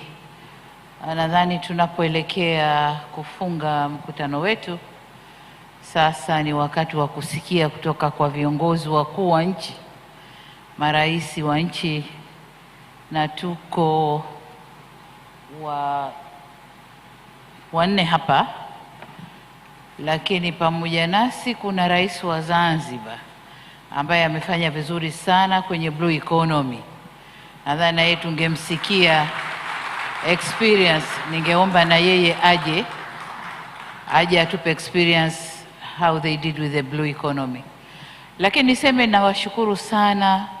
Toka juzi mkutano umekuwa na mjadala mkubwa, mzito, muhimu, na tunategemea kupata maazimio kutoka kwenu, kutoka kwa vijana. Mnatuambia nini maraisi, nini cha kufanya, wapi turekebishe, wapi tuweke nguvu. Lakini kutoka kwetu ni commitment kwenu kwamba sisi kama leaders wa Afrika tuko tayari kulisha ulimwengu. Tuko tayari kuiondoa aibu ya Afrika kutegemea chakula kutoka kwengine. Tuko tayari kufanya hivyo. Sasa pamoja nami kuja tusikie wengine wanasemaje. Asante sana. Asante sana Rais wa Jamhuri ya Muungano wa Tanzania. And she said something that I really want to reiterate, that we should be ready to drop the shame of Africa depending on the rest of the world feeding us. Let me say that again. It should end that we as Africans depend on the shame of the rest of the world feeding us. Now you can clap. Thank you so much. I was going to invite President Mwinyi at the end, but because you've joined us, you still have the role at the end to give a vote of thanks, Your Excellency. But before that, President Samia talked about the blue economy and what you're doing in Zanzibar. I would love for you to touch a little bit on that, Your Excellency. Asante sana.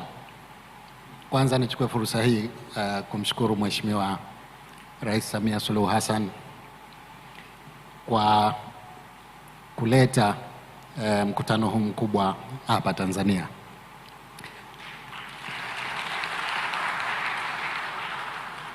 Sisi kule Zanzibar tasema kidogo kuhusu experience yetu. Kama mnavyotambua, Zanzibar ni kisiwa, ni sehemu ndogo au visiwa ambavyo vina nafasi ndogo sana katika swala zima la kilimo. Kwa hivyo tukaamua kwa makusudi kwamba sisi shamba letu tulifanya ni bahari inayotuzunguka. Kwa hiyo tukaweka nguvu katika swala zima la uvuvi, ukulima wa mwani na ufugaji wa mazao ya majini. Tunashukuru kwamba mafanikio yameonekana. Kuna vijana wengi sana wamepata ajira katika maeneo hayo. Serikali kwa upande wetu na kwa msaada wa washirika wetu wa maendeleo tumeweza kuwawezesha akina mama hususan katika ukulima wa mwani, na kwa taarifa tu ni kwamba Zanzibar ndio mkulima mkubwa wa mwani katika bara zima la Afrika.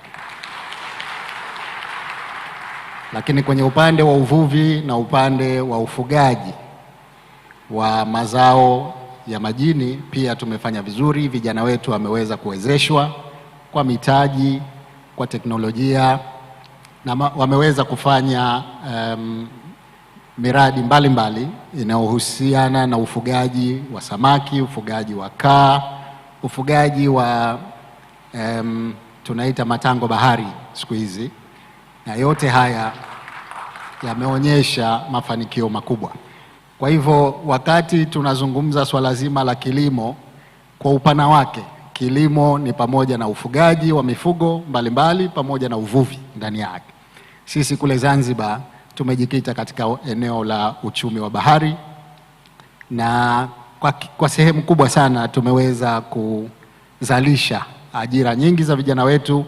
Kwa hivyo sasa tuko tayari ku scale up yale mafanikio tuliyoyapata ili tuweze kuwafanya vijana wengi zaidi waweze kujiajiri wao wenyewe katika eneo la uchumi wa blue. Asante sana. Asante sana, Rais. And I guess he's talked about something that you haven't heard a lot about here. I mean, I haven't been here every day, about fishing, because Zanzibar is an island. It's a beautiful island, and I think the Africa Food Systems Forum is organizing a trip to Zanzibar sometime today, tomorrow, in the days ahead. And he talked about all they're doing around fishing to employ the youth of Zanzibar. I was going to invite His Excellency, the President of Senegal. Unfortunately, he's got a cold. That's why he's wearing the mask. So he cannot speak because he's lost his voice. But he's kindly asked me to invite the Agriculture Minister of the Republic of Senegal to read his speech on his behalf. So please welcome to the stage, Mr. Alain Ndiaye.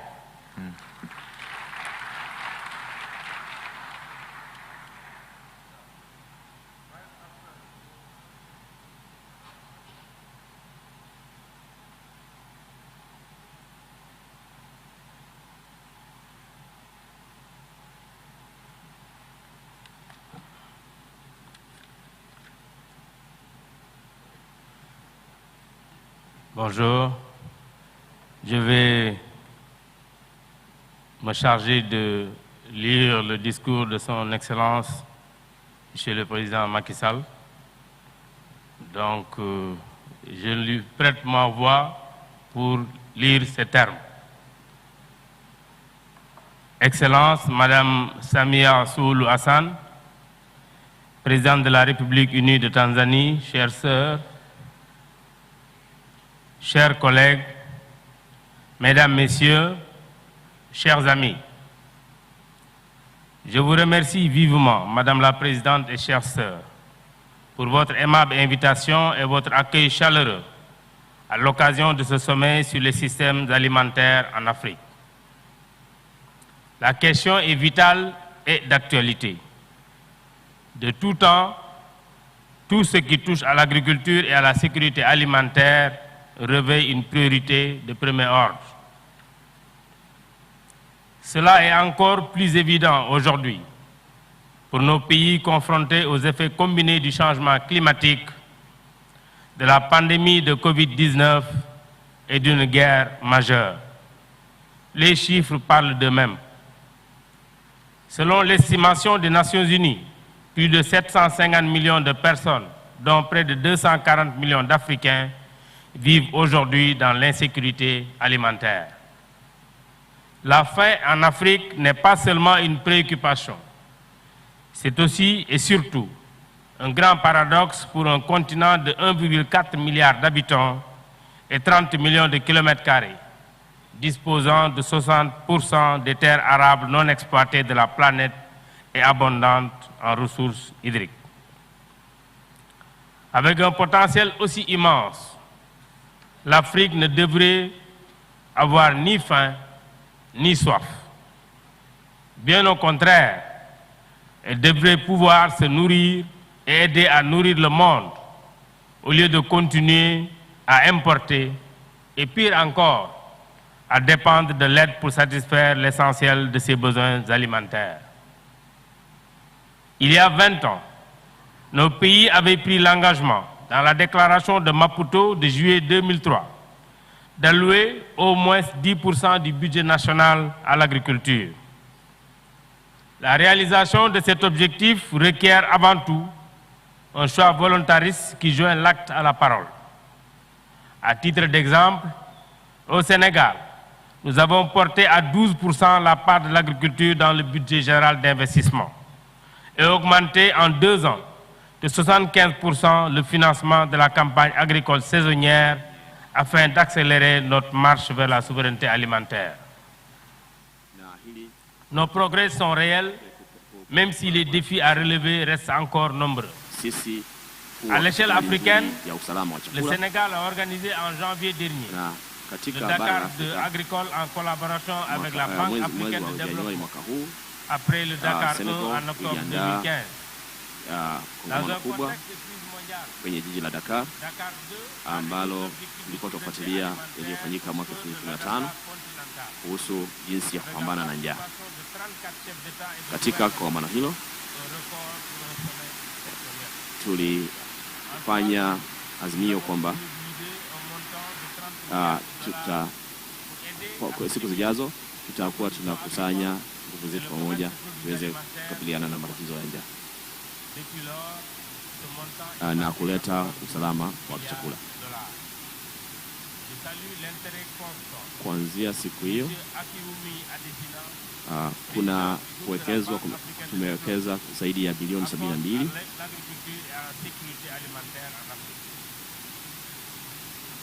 na pia tunataka kushukuru mashirika kama vile Benki ya Maendeleo ya Afrika ambao pia mwaka 2022 wajumuika na serikali ya Marekani na kwenye hiyo ilo kongamano na kuwekeza kuelekea kwa mambo ya usalama wa chakula. Na tukielekea upande wa mbolea, tunataka katika kipindi cha muda mfupi ujao na muda mrefu tuwe tunawekeza zaidi katika mambo ya mbolea.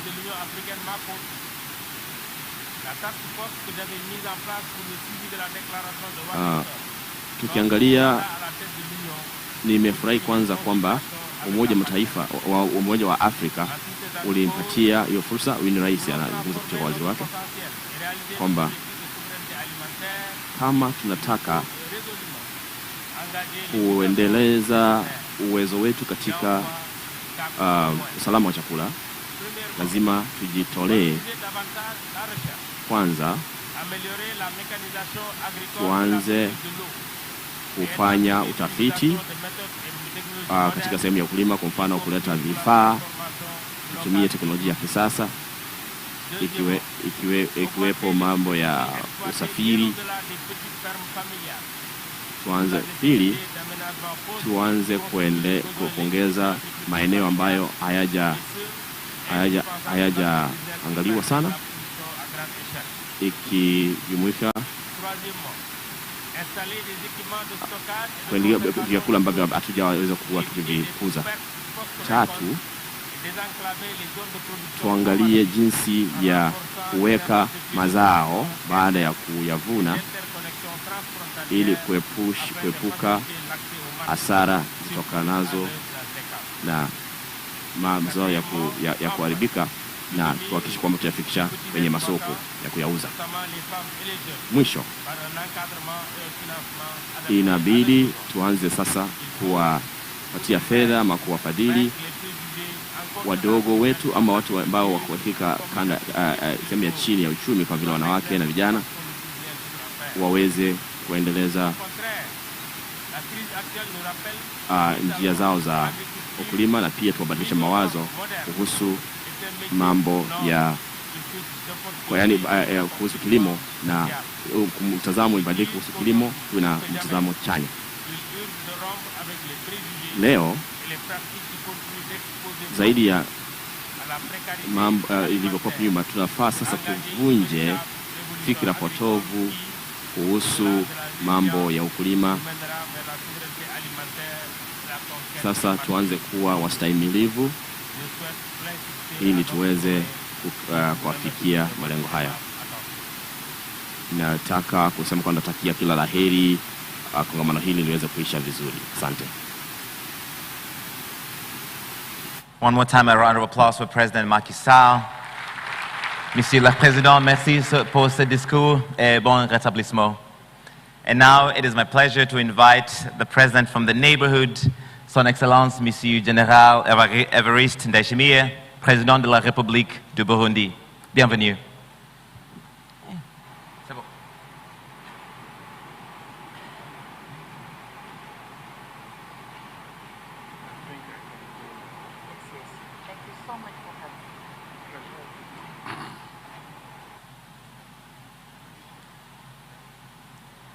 Asante sana Mheshimiwa Mama Samia, dada yangu. Nakushukuru sana na nawashukuru Watanzania wote kwa mapokezi mazuri mliyotufanyia tangu tulipofika hapa. Na nampongeza Mama Samia kwa maandalizi mazuri ya huyu mkutano. Na nawapongeza Watanzania wote. Ni kawaida kutupokea vizuri hapa, tuko nyumbani. lakini nitaomba msamaha, nitasema lugha nyingine. Mnajua maua kupendeza lazima muweke rangi nyingi, ndio sababu na mimi naleta rangi nyingine ya Kifaransa, lakini tukimaliza tutaendelea kuongea, bado niko huko. Excellence Madame Samia Suluhu Hassan, Président de la République unie de Tanzanie,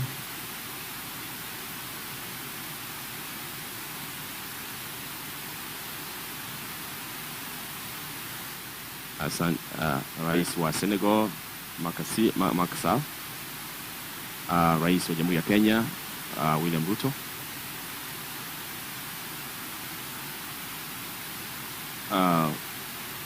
Rais wa Zanzibar Mheshimiwa Rais ambao wamefika hapa, wa zamani wa sasa, itifaki zote zikizingatiwa. Kwanza ningependa kuwashukuru sana. Ni washukuru washirika wenzangu, ni washukuru Rais Suluhu Hassan na serikali yake ya Tanzania kwa mwaliko na kwa ukaribisho mzuri mliotupatia mimi na ujumbe wangu.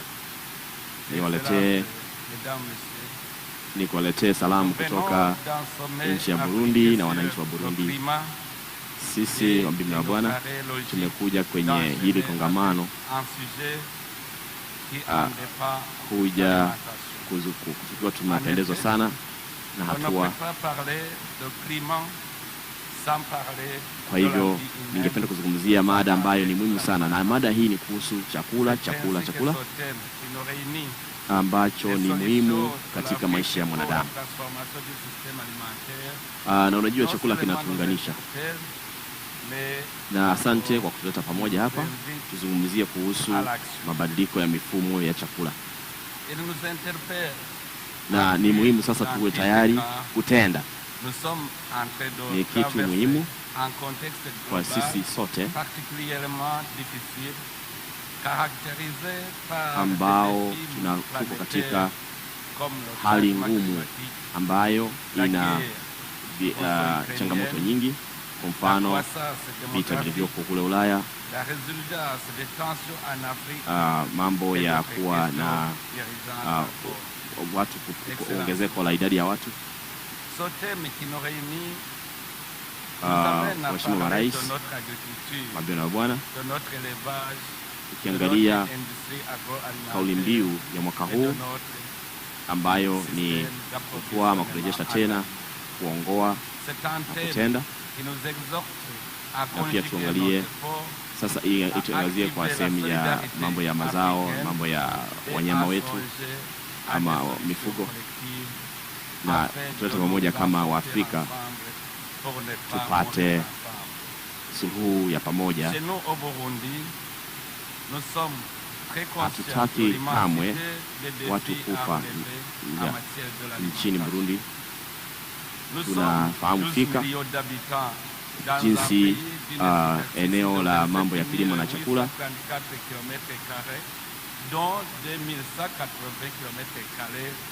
na tuna nchi yetu ni ina ekari 27,000 na kitu. Pour la commercialisation. C'est cela qui nous a poussé à étendre nos pensées aux fonctionnaires, aux employés dans le secteur privé, aux commerçants, touristes, etc. Tungependa kufanya kazi na sekta ya binafsi, mambo ya wageni wale ambao hawako katika sekta ya ukulima ama kilimo. Tumeanzisha lengo mpya tangu mwaka 20 kwamba kila mdomo ama kila kinywa kinafaa kulishwa, na kila mkulima anafaa pia auze. na wakulima wanaotumia mali yao ya kifamilia ili kulisha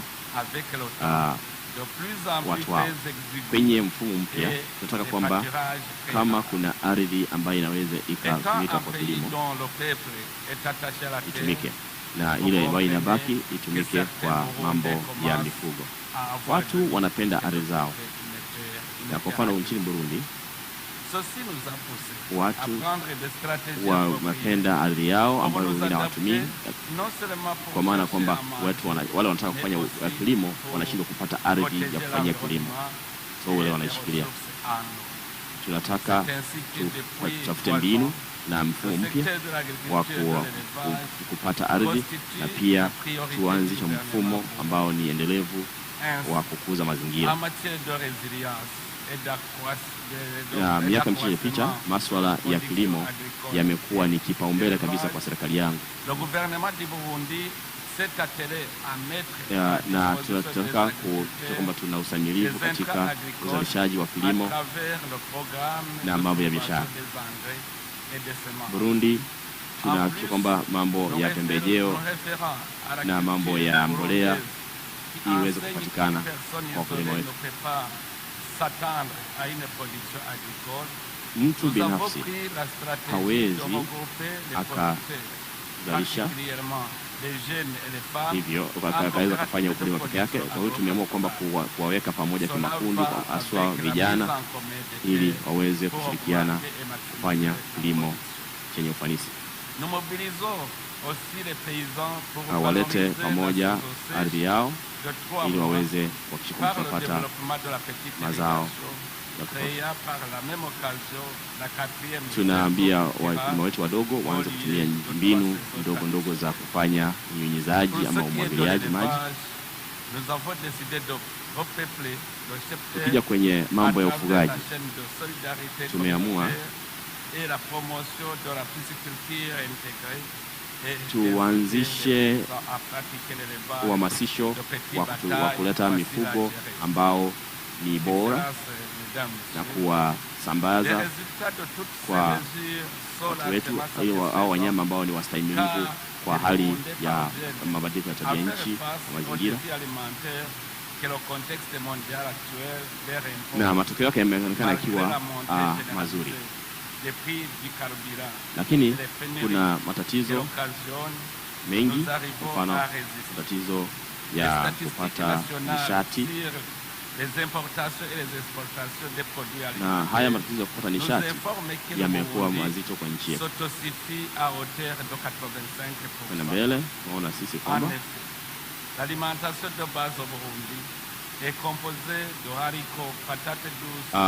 vyakula vya kimsingi nchini Burundi kama vile maragwe, mahindi, mboga, matunda, mboga na matunda, mihogo.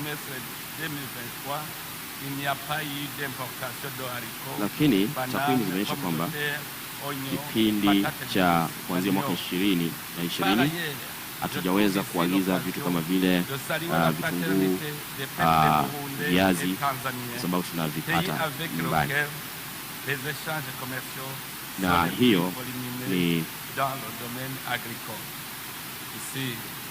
hapa Watanzania wanaelewa sana. Na tukifanya hivyo ni kwamba tutaweza kuuza mambo ya bon voisinage, ujirani mwema.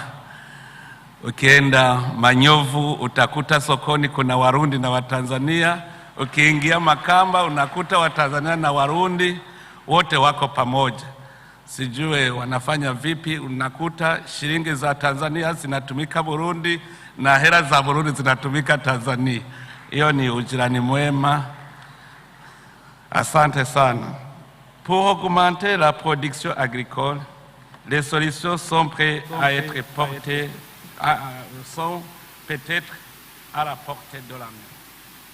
Il y a des pays qui ont encore d'énormes terres cultivables, mais pas assez d'investisseurs ou domaines d'œuvre engagés dans le secteur agricole. J'estime que la promotion des investissements d'autres Africains pourraient faire la différence. Beaucoup de mes compatriotes seraient intéressés à l'idée d'investir dans l'agriculture ou de travailler dans ce domaine dans des pays qui seraient prêts à expérimenter leur savoir-faire.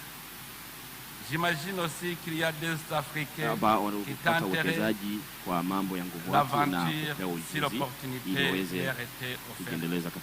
Certains pays sont en train d'expérimenter le savoir-faire en matière de fabrication de fertilisants organo-minéraux.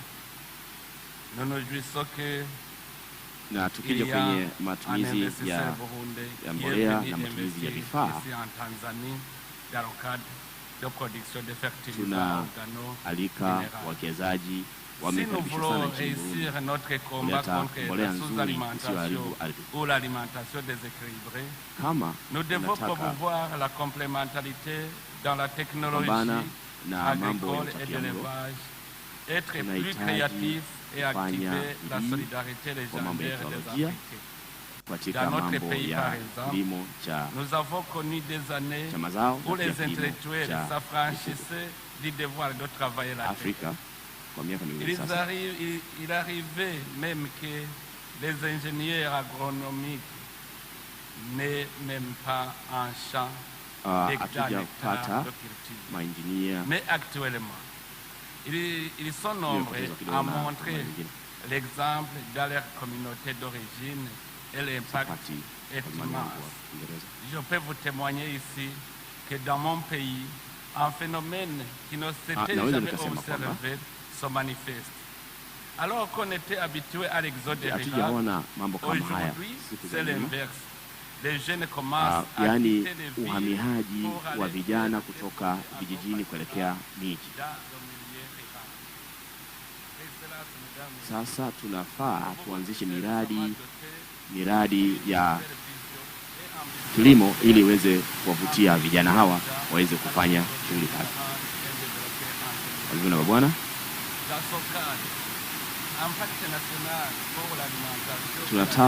tunafaa tubadilishe mtazamo wetu kwa mambo ya uchumi kuelekea mwaka wa 2060. Na ninawahimiza washirika wetu na wadau wetu wa maendeleo, haswa Benki ya Maendeleo ya Afrika, na washukuru kwa kuangalia mambo ya mifugo, kwa mfano kilimo cha nyama ya nguruwe, mambo ya kilimo cha kuku, ufugaji wa kuku na mambo mengine. Na pia kuleta sehemu ya pili ni kuangalia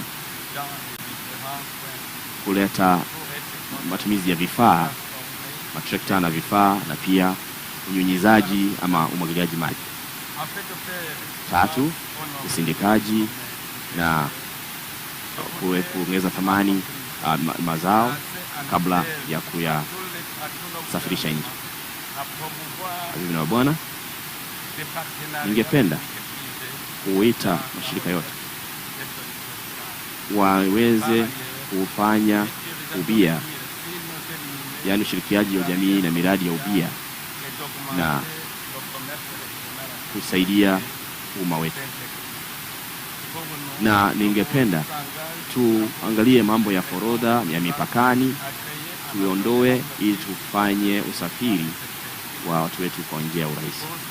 Mabadiliko haya yataleta urahisi hata kutoka upande wa wadau wetu wa sekta ya kibinafsi kufanya biashara, na pia kwenye sekta ya kilimo kuwa rahisi kufanya biashara na mambo haya. Serikali yangu imo mbioni na inataka kutoa ahadi kwamba itashiriki katika sehemu hiyo, na pia katika kutoa ama kujenga miundo msingi ambayo itasaidia uzalishaji wa mambo ya kilimo. Lakini kama hamujaelewa, tutaendelea kuzungumza, nitawaeleza vizuri. Na washukuru sana, asante sana. Na namuona mzee Kikwete, ni yeye alinifundisha na hiki Kiswahili kidogo unasikia. na nafurahi sana kumuona tena. Asante sana.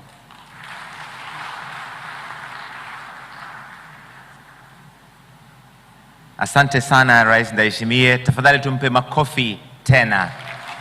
Thank you so much. Na pole Mheshimiwa Rais, niliambiwa kwamba ungezungumza ukiwa umekaa hapo. Kwa hivyo kwa Rais Ruto, Dr. Ruto, tafadhali unaweza ukazungumza kama ulipokaa hapo. And so now it's my pleasure to invite His Excellency Dr. William Ruto, the President of the Republic of Kenya.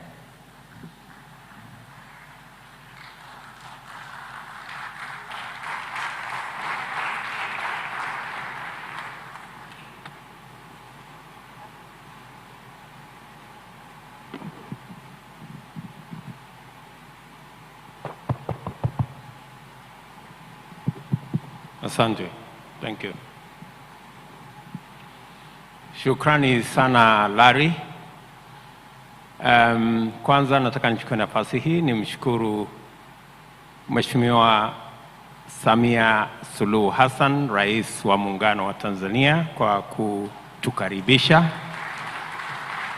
Namshukuru ndugu yangu Evariste Ndayishimiye na pia ndugu yangu Rais Mwinyi na wote ambao mliofika katika kikao hiki.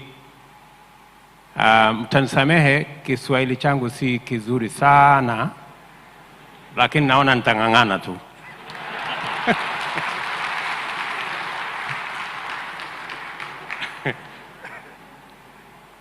Kwanza nataka nishukuru Mheshimiwa Rais kwa kuchukua nafasi na kuungana nasi katika kongamano kubwa la Climate Change Summit ambayo ilikuwa Nairobi. Na wakati ulikuwa pale ulinipatia maagizo ya kwamba nije katika mkutano huu.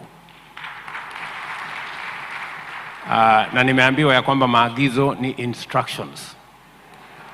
Kwa hivyo sikuwa na la ziada ila nifike.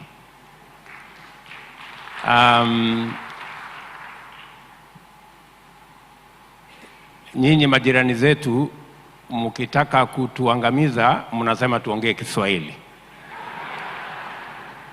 Na ndio hapo tunapata matatizo. Lakini nimesikiza taarifa yako Mheshimiwa Rais kwa makini sana na kufuatilia yale mmetueleza. Na pale pia nikisikiza nikapata msamiati wa Kiswahili katikati pale. Kwanza nikapata kujua ya kwamba tunaweza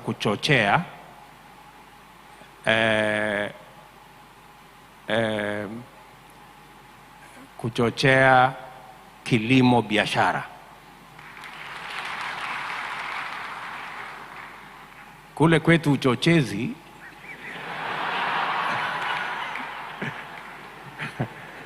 sana ni wanasiasa wanafanya uchochezi. Lakini nimeona kumbe uchochezi pia uko na positive ya kwamba unaweza kuchochea kitu kizuri na ikaendelea.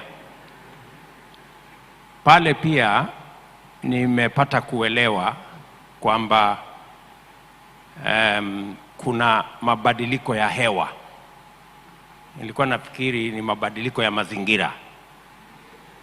So hapo nimepata kuelewa, sasa nitaifuatilia vizuri. Kwa sababu wakati mmoja nilisema mabadiliko ya mazingara. Sasa jamaa mmoja kutoka Tanzania akaniambia mazingara ni mambo mengine. Yanakaribiana na uchawi, sijui na kuelekea upande hiyo.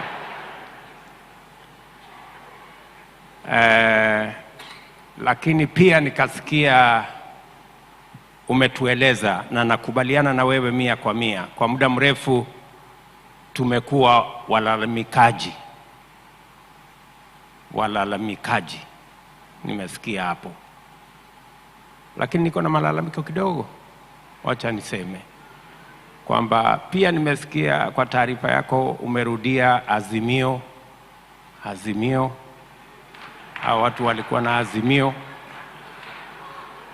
Sasa nikapata kidogo wasiwasi kwa sababu kule kwetu Azimio ni mambo mengine.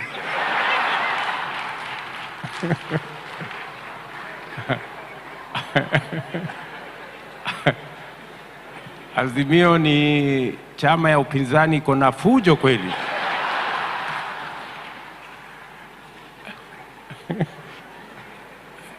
Lakini hata hivyo nimeelewa tena kwamba Azimio kumbe yanaweza kuwa ni mambo mazuri ya makubaliano. Alafu mwisho wacha nimsaidie, Kiswahili changu ni bora kuliko ya Larry, mtu wa kutoka kijiji yangu huko nyumbani. Amesema hapo ya kwamba mnatuzungumzia na Kiingereza ambayo sio kizuri, na sisi tunaongelesha Kiswahili ambazo sio kizuri.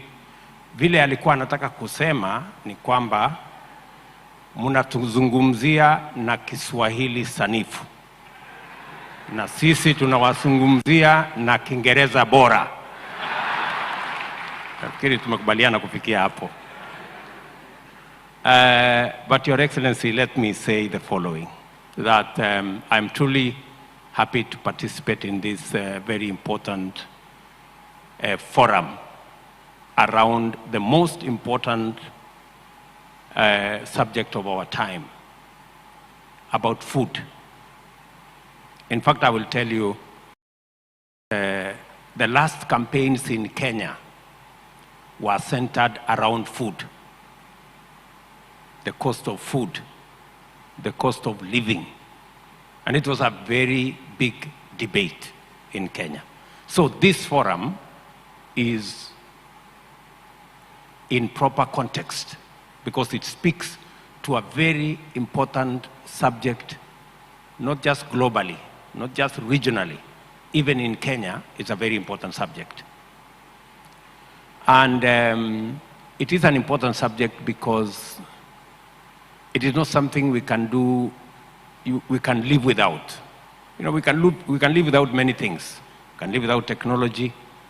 You can fail to have airtime and many other things. But food is something very emotive. And therefore, it is important as leaders working with all the other stakeholders to think, to plan, and to do everything possible to make sure we get it right. And this forum, therefore, brings in context the importance of the subject around food and food systems. And I want to just say two things, because Mama Samia has spoken for almost all of us, and my colleagues also have spoken to the issues in the best way possible. Let me just say two things. There are two things that are important from where I sit. Number one is how do we increase productivity? And number two, how do we bring youth into the equation? I think those two issues, encapsulates what I think should inform our thinking going forward. About productivity, let me say three things about productivity. How do we increase our productivity? How do we assist our farmers to produce more and to produce much more efficiently? Number one, fertilizer and seed. The provision of fertilizer and seed is very important. It must be accessible, it must be affordable, and it must be available.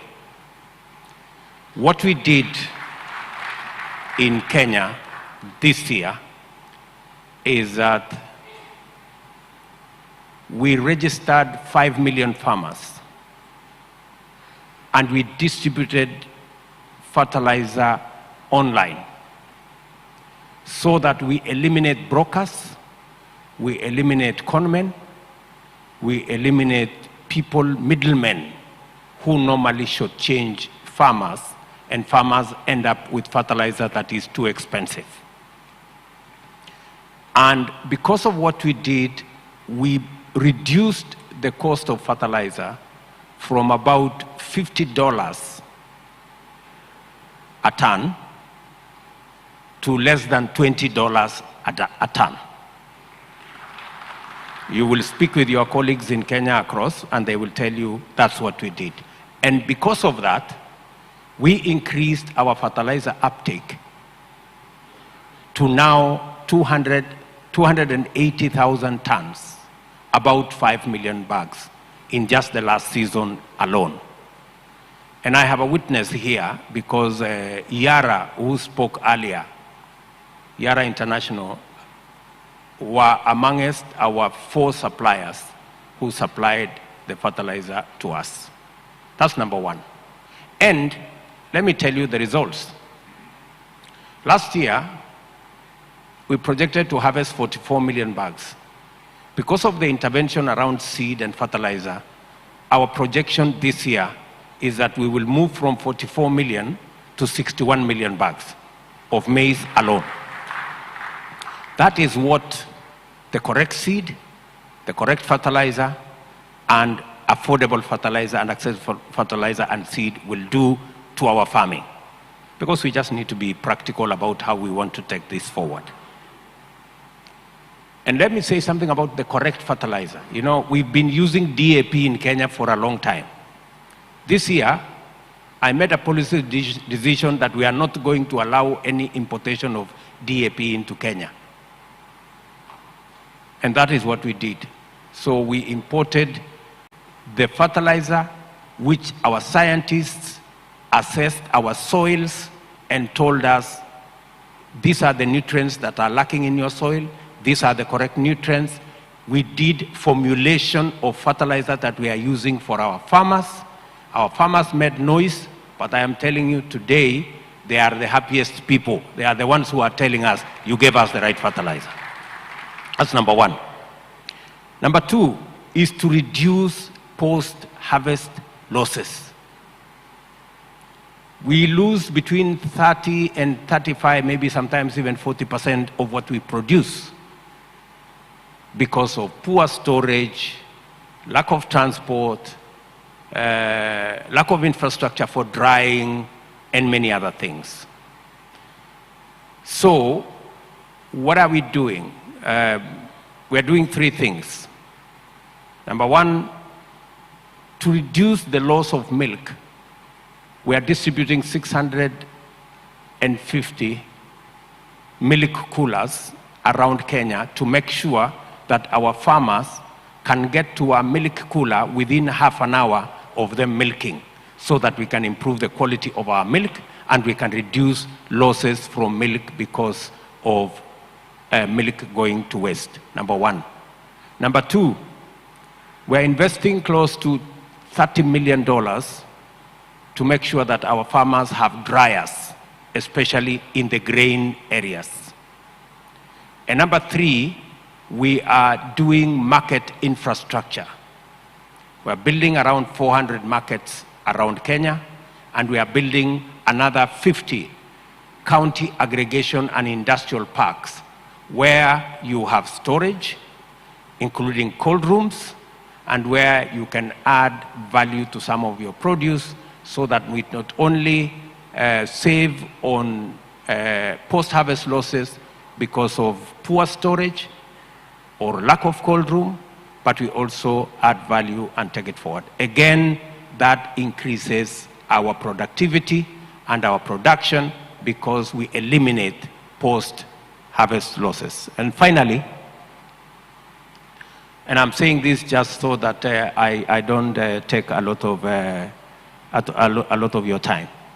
We are working on how, and I really liked what President Suluhu said, that government is careful to make sure that farmers have affordable financing or accessible, affordable credit. The same way, Mama Suluhu, you told us in your statement that Tanzania is making sure that farmers have access to credit at below 10%. In fact, you told us 9%. That is exactly what we are doing in Kenya. In fact, we are adding 10 billion shillings to Agricultural Finance Corporation to make sure that farmers have seasonal credit that they can use to expand their productivity. And finally, and this is maybe unique to Kenya, because it's just good to tell you as our neighbors, many of you don't know that 85% of Kenya is arid and semi-arid. So when my sister from UAE was speaking, I was paying very keen attention, because what she is saying is partly what we are experiencing. And that is why in Kenya, we are working with Afri-Exim Bank, we are working with the World Bank and other partners to build 100 mega dams, 1,000 micro dams for water storage, because the future rains are going to be very unpredictable. And sometimes we confuse rain for water. We need water to grow food. We don't need rain. Let me say that again. I said we need water to grow food. It is not rain we are looking for. So sometimes we get confused and wait for the rain instead of looking for the water. So I think that is as far as that goes. Let me finally talk about the young people. There is no future in agriculture unless we bring the young people on board. The average age of a farmer in Kenya is about 60 years. So, and when I became Minister for Agriculture, and I had a discussion with my peers then, the logo for the Ministry of Agriculture at that time was an old woman with ile jembe, the hoe, ile jembe. That was the logo of the Ministry of Agriculture. Explain to me how young people are going to have a different perception as a farmer if the logo of the Ministry of Agriculture is an old woman na jembe ameweka hapa kwa mgongo. That is how we changed. Tukabadilisha ile logo, tukaweka hapo greenhouse na irrigation infrastructure.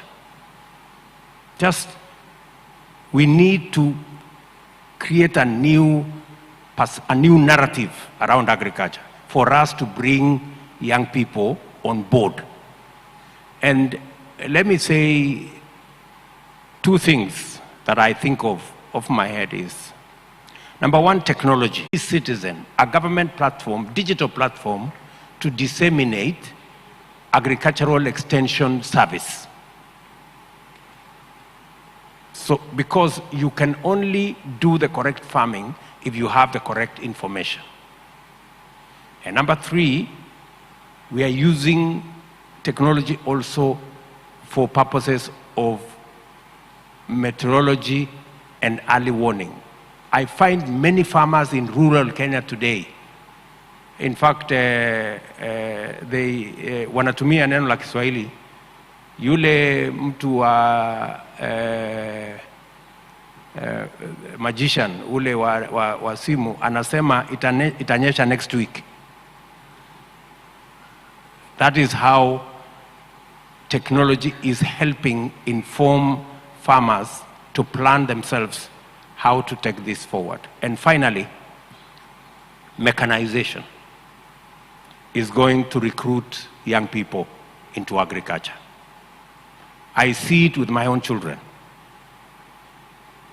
Unless you mechanize, it becomes very difficult for young people to be recruited into that space. When you mechanize, they easily can identify with agriculture. So, and if I talk about Kenya, 45% of our agriculture is mechanized. We still have a whole 55% mechanization to do. And that is scope that we can use to recruit the young people of our continent into the agriculture space. Let me conclude by saying one final thing. The billionaires of the future, according to Africa Development Bank, will not be people in Google and all the other spaces. They will be people in agriculture. So if you want to be a rich man in future, you have to begin to go to the right corner. Start being a farmer. And I am telling you from experience because I am one of them. So, mujipange hapo kwa kilimo kama unatafuta pesa huko mbele. Hapo kwa kilimo ndio mabilionea watakuwa tukisonga mbele. Na kwa sababu hapo kwa kilimo ndio kutakuwa na mabilionea, pia mjue vile Mama Samia alivyosema, I think they say thuluthi mbili, 65% ya ardhi ya kilimo, arable and uncultivated land, iko katika bara letu la Afrika. Therefore, we have the greatest potential in this continent in the agricultural space, and we should take advantage of it. Kwanza nyinyi ndugu zetu wa Tanzania, mko na mvua nyingi kutuliko sisi wa Kenya. Nyinyi ndio mungekuwa mnazalisha chakula kingi ya East Africa. Na mnafanya bidii, ni vizuri sana, mnafanya bidii. Tunatumia chakula kingi kutoka Tanzania kule Kenya. Lakini kuna watu wachache pale kwa mpaka. Kuna watu wachache wakorofi, watu wajeuri, na saa zingine wazembe. Wanafikiria kwamba mpaka ni ya kuzuia ama ni kizuizi. Hapana, mpaka ni daraja, ni kivukio kwenda Kenya ama kuja Tanzania. Si namna hiyo? Na namshukuru sana Mama Samia, ametusaidia kuwakalia hawa watu wa pale mpakani. Walikuwa wametunyanyasa sana, lakini siku hizi tumepata nafuu.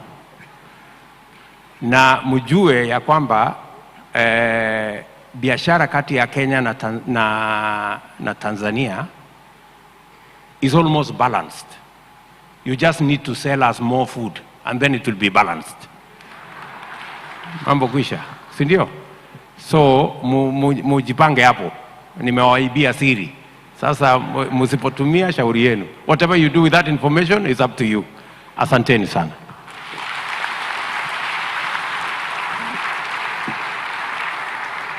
Thank you so much, Your Excellency. One more time, a big round of applause for President Ruto. And that concludes this section of the Presidential Summit. Thank you so much, Your Excellencies. We appreciate your time and your insight. Asanteni sana. You may take your seats because we are about to watch a video from our hosts, Tanzania, and we want to make sure that their excellencies can see the video that we are referring to before we conclude the session. Again, as they take their seats, one more time, a big round of applause for their excellencies, President Mwinyi, President Hassan, President Ruto, and President Ndayishimiye. And now, as we do that, I want to just give a big thank you. I was told to do this before I forget. Don't worry, President Mwinyi will do a proper vote of thanks. Mine is just to thank the Africa Food Systems Partners Group for their contribution to food systems transformation. Would you please now turn your attention to the screens?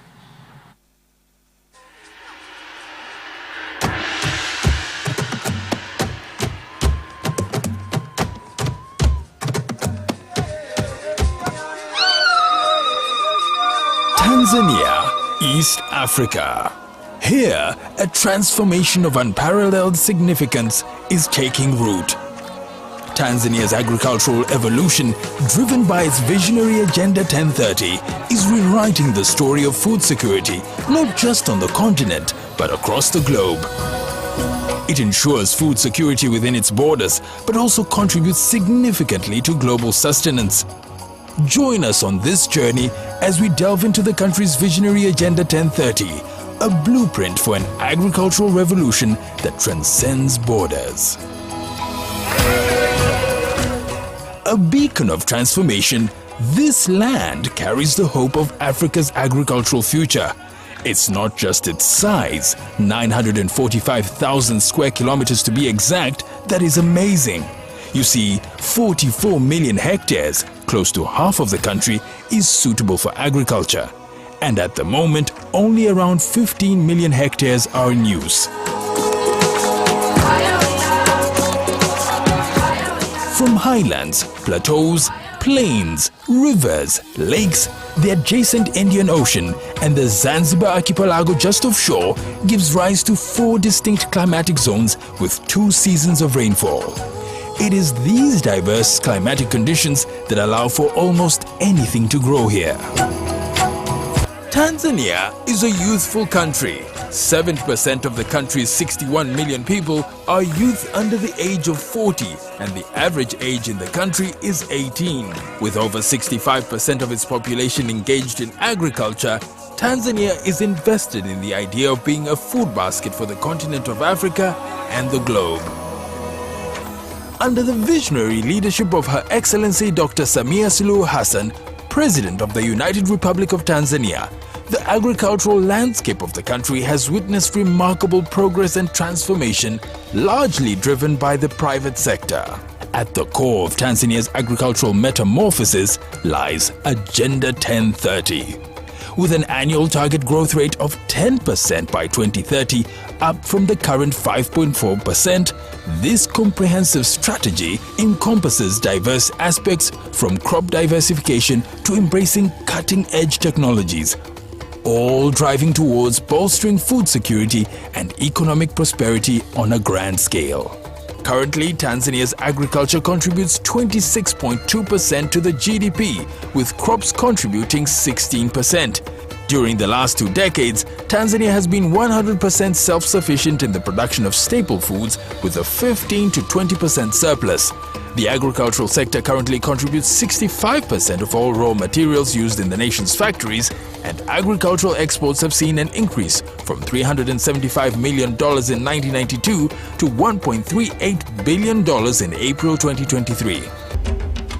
With relentless dedication, unwavering focus, and genuine concern for the betterment of the country, President Dr. Samia Suluhu Hassan's government plans to double the amount of land used for agriculture in Tanzania from 15 million to 30 million hectares by 2050.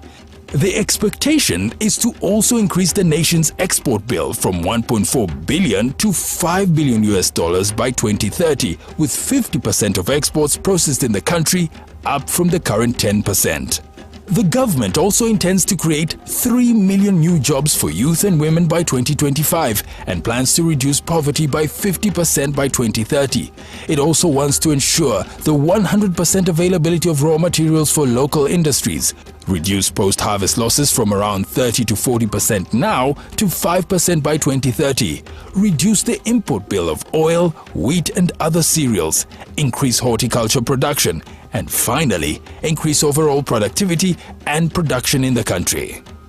Never in the history of the country has the agricultural budget received this amount of attention.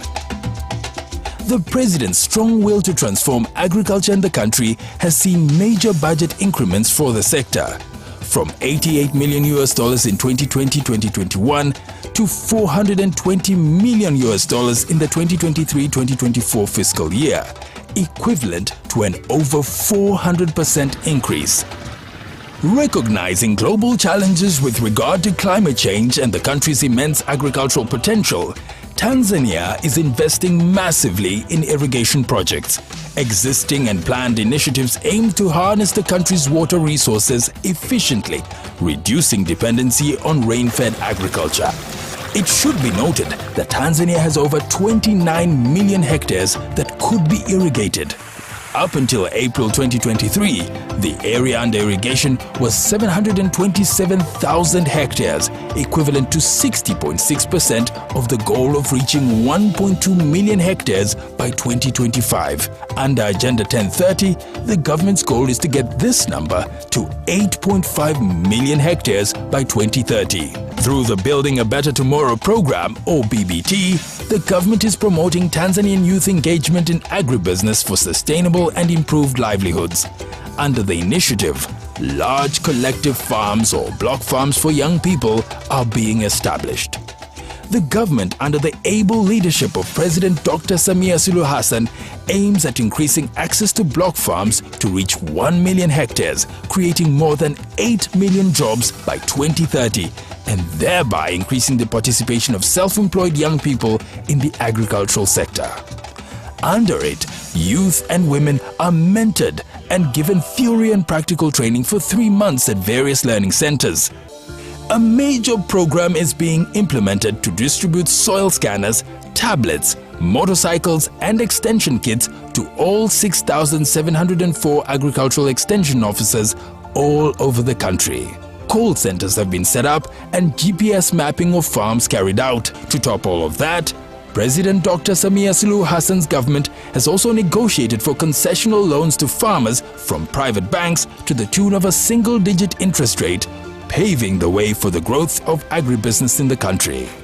Tanzania's agricultural prowess extends beyond the mainland. Under the leadership of His Excellency President Dr. Hussein Ali Mwinyi, Zanzibar's Blue Economy Initiative centers on fishery and spice production. This program not only boosts local economies, but also strengthens the nation's position as a global supplier of high-quality seafood and spices. Since 2020, Zanzibar has registered record investment projects worth $3 billion with the potential to create 9,000 jobs in the Isles. Dr. Samia Suluhu Hassan's government is also leveraging technology to bridge gaps in Tanzania's agricultural sector, taking it to the next level. Additionally, the country's pro-agricultural policies beckon local and international investments, propelling agricultural advancement on an unprecedented scale. Because of these excellent conditions, one is sure to produce, and whatever you produce, you can sell. Tanzania's odyssey towards agricultural transformation exemplifies its unwavering dedication to food security and economic well-being. Through Agenda 1030, sustainable practices and visionary endeavors, Tanzania's journey resonates beyond its borders, shaping a brighter future for all. Together, let us provide solutions to Africa's food systems transformation. Let's feed the world.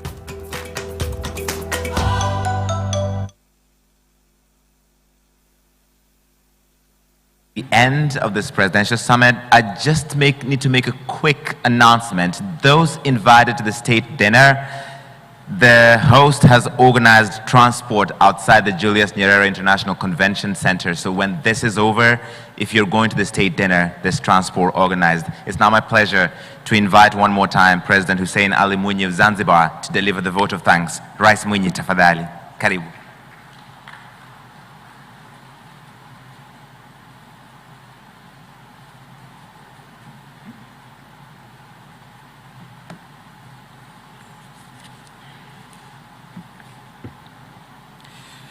Mheshimiwa Dr. Samia Suluhu Hassan, Rais wa Jamhuri ya Muungano wa Tanzania, waheshimiwa wakuu wa nchi na serikali mliopo, waheshimiwa wakuu wa nchi na serikali wastaafu mliopo, waheshimiwa mawaziri wa nchi mbalimbali mliopo hapa, waheshimiwa mabalozi, wawakilishi wa mashirika ya kimataifa, waheshimiwa wajumbe wa Baraza la Wazee la AGRA, wawakilishi wa mashirika na wadau mbalimbali wa maendeleo mliohudhuria, ndugu washiriki wote wa kongamano hili, mabibi na mabwana. Nimepewa jukumu la kutoa neno la shukrani. Hivyo naomba nianze kwa kumshukuru Mwenyezi Mungu kwa kutujalia uhai na afya njema na kutuwezesha kushiriki katika mkutano huu wa kihistoria wa viongozi wakuu wa nchi kuhusu kilimo na usalama wa chakula katika bara la Afrika. Napenda kuchukua fursa hii kumpongeza kwa dhati Rais wa Jamhuri ya Muungano wa Tanzania, Mheshimiwa Dr. Samia Suluhu Hassan kwa jitihada zake za kuleta maendeleo ya kiuchumi na kidiplomasia kwa nchi yetu na kwa bara la Afrika. Kwa hakika, haya ni matokeo chanya ya utekelezaji wa sera mpya ya diplomasia ya uchumi ya Tanzania. Aidha, nawapongeza washiriki wote, hususan taasisi zote za kimataifa, kikanda na wadau wote wa maendeleo walioshirikiana na Jamhuri ya Muungano wa Tanzania katika kufanikisha kongamano hili lenye lengo la kuleta mageuzi makubwa katika sekta ya kilimo. Naipongeza vile vile Secretariat ya AGRF na Baraza la Wazee la AGRA wakiongozwa na viongozi wetu wastaafu kwa mchango wao katika harakati za mageuzi katika sekta ya kilimo na usalama wa chakula kwa maendeleo yetu. Waheshimiwa viongozi, mabibi na mabwana, natambua michango mikubwa ya wadau wote waliofanikisha shughuli mbalimbali za kongamano hili muhimu kwa Afrika. Na washukuru wadau wote wa maendeleo, mashirika yasiyo ya kiserikali, taasisi za elimu, mabenki na wafadhili wote waliofanikisha kazi hii muhimu ya kuwaleta pamoja wadau wote wa sekta mbalimbali za kiuchumi, kijamii, za mazingira, za utafiti na teknolojia. Kwa namna pekee kabisa, natambua na kuthamini michango muhimu ya washiriki wote wanaotoka nje ya mipaka ya bara letu la Afrika waliofika hapa kujumuika nasi kwa kuitakia mema Afrika na maendeleo yetu. Aidha, natambua mchango wa wadau wote walioitikia wito wa kushirikiana nasi katika kuimarisha na kuboresha mifumo ya chakula ya Afrika. Mifumo hiyo ni kuanzia uzalishaji, uhifadhi, usarifu na uwekezaji katika viwanda vya kuzalisha bidhaa za kilimo na uvuvi, miundombinu na mawasiliano, usafirishaji, teknolojia ya kisasa na utafiti. Na jambo la muhimu zaidi ni kutengeneza fursa kwa vijana na wanawake katika mpango mzima wa usalama na kujitosheleza kwa chakula. Waheshimiwa viongozi, mabibi na mabwana, chini ya uongozi imara wa Rais wa Jamhuri ya Muungano wa Tanzania, nchi yetu imepiga hatua kubwa sana katika kutekeleza vipaumbele vyake vya maendeleo kwa kufanya mageuzi makubwa katika uchumi kwa kuifungua nchi yetu kwa uwekezaji mkubwa. Nachukua fursa hii kukupongeza Mheshimiwa Rais kwa kazi kubwa unayoifanya ya kuleta mageuzi makubwa katika sekta ya kilimo na usalama wa chakula nchini. Kipekee ni washukuru viongozi wote mliokuja katika mkutano huu muhimu. Tumepata faraja sana kuona mshikamano mkubwa ambao viongozi wenzetu mmeuonyesha kwa bara letu la Afrika katika kongamano hili. Hakika ni jambo jema sana na linaashiria mafanikio zaidi kwa siku zijazo katika kufanikisha ile safari ya Afrika tunayoitaka. Waheshimiwa viongozi, mabibi na mabwana, licha ya kuwepo kwa changamoto mbalimbali ambazo tumezisikia katika midahalo yetu, zikiwemo changamoto ya uviko 19, uhaba wa pembejeo za kilimo, mabadiliko ya tabia nchi, athari za kimazingira, kutetereka kwa uchumi wa dunia na migogoro iliyo nje ya bara la Afrika inayoathiri mifumo yetu ya chakula, hatuna budi kama Afrika kusimama imara katika kuimarisha ubunifu, teknolojia, miundombinu na uwekezaji katika kilimo na mifumo ya chakula. Ndio maana wiki hii kongamano hili limewakutanisha wadau wote ili kwa pamoja tubuni mikakati mipya ya kuijenga upya mifumo yetu ya chakula barani Afrika. Tumejipanga upya katika kuzitumia rasilimali zetu za ardhi na bahari na katika uzalishaji zaidi wa chakula licha ya athari za mabadiliko ya tabia nchi. Yote haya yatafanyika ikiwa tutaweka nguvu zetu kwa pamoja kama Afrika katika uwekezaji katika kilimo, mifugo na uvuvi kwa kuzingatia usawa wa kijamii na wa kijinsia na kwa maendeleo ya vijana. Waheshimiwa viongozi, mabibi na mabwana, kwa kumalizia, naomba nichukue fursa hii kuwashukuru watu wote waliowezesha kufanyika kwa shughuli hii adhimu ya viongozi wakuu wa mataifa ya Afrika kuja na mkakati wa pamoja wa kukabiliana na changamoto za mifumo ya chakula katika bara la Afrika kwa ushirikiano na wadau wote duniani. Baada ya shukrani hizi, sasa napenda nikutakieni nyote safari njema ya kurudi nyumbani. Asanteni sana kwa kunisikiliza.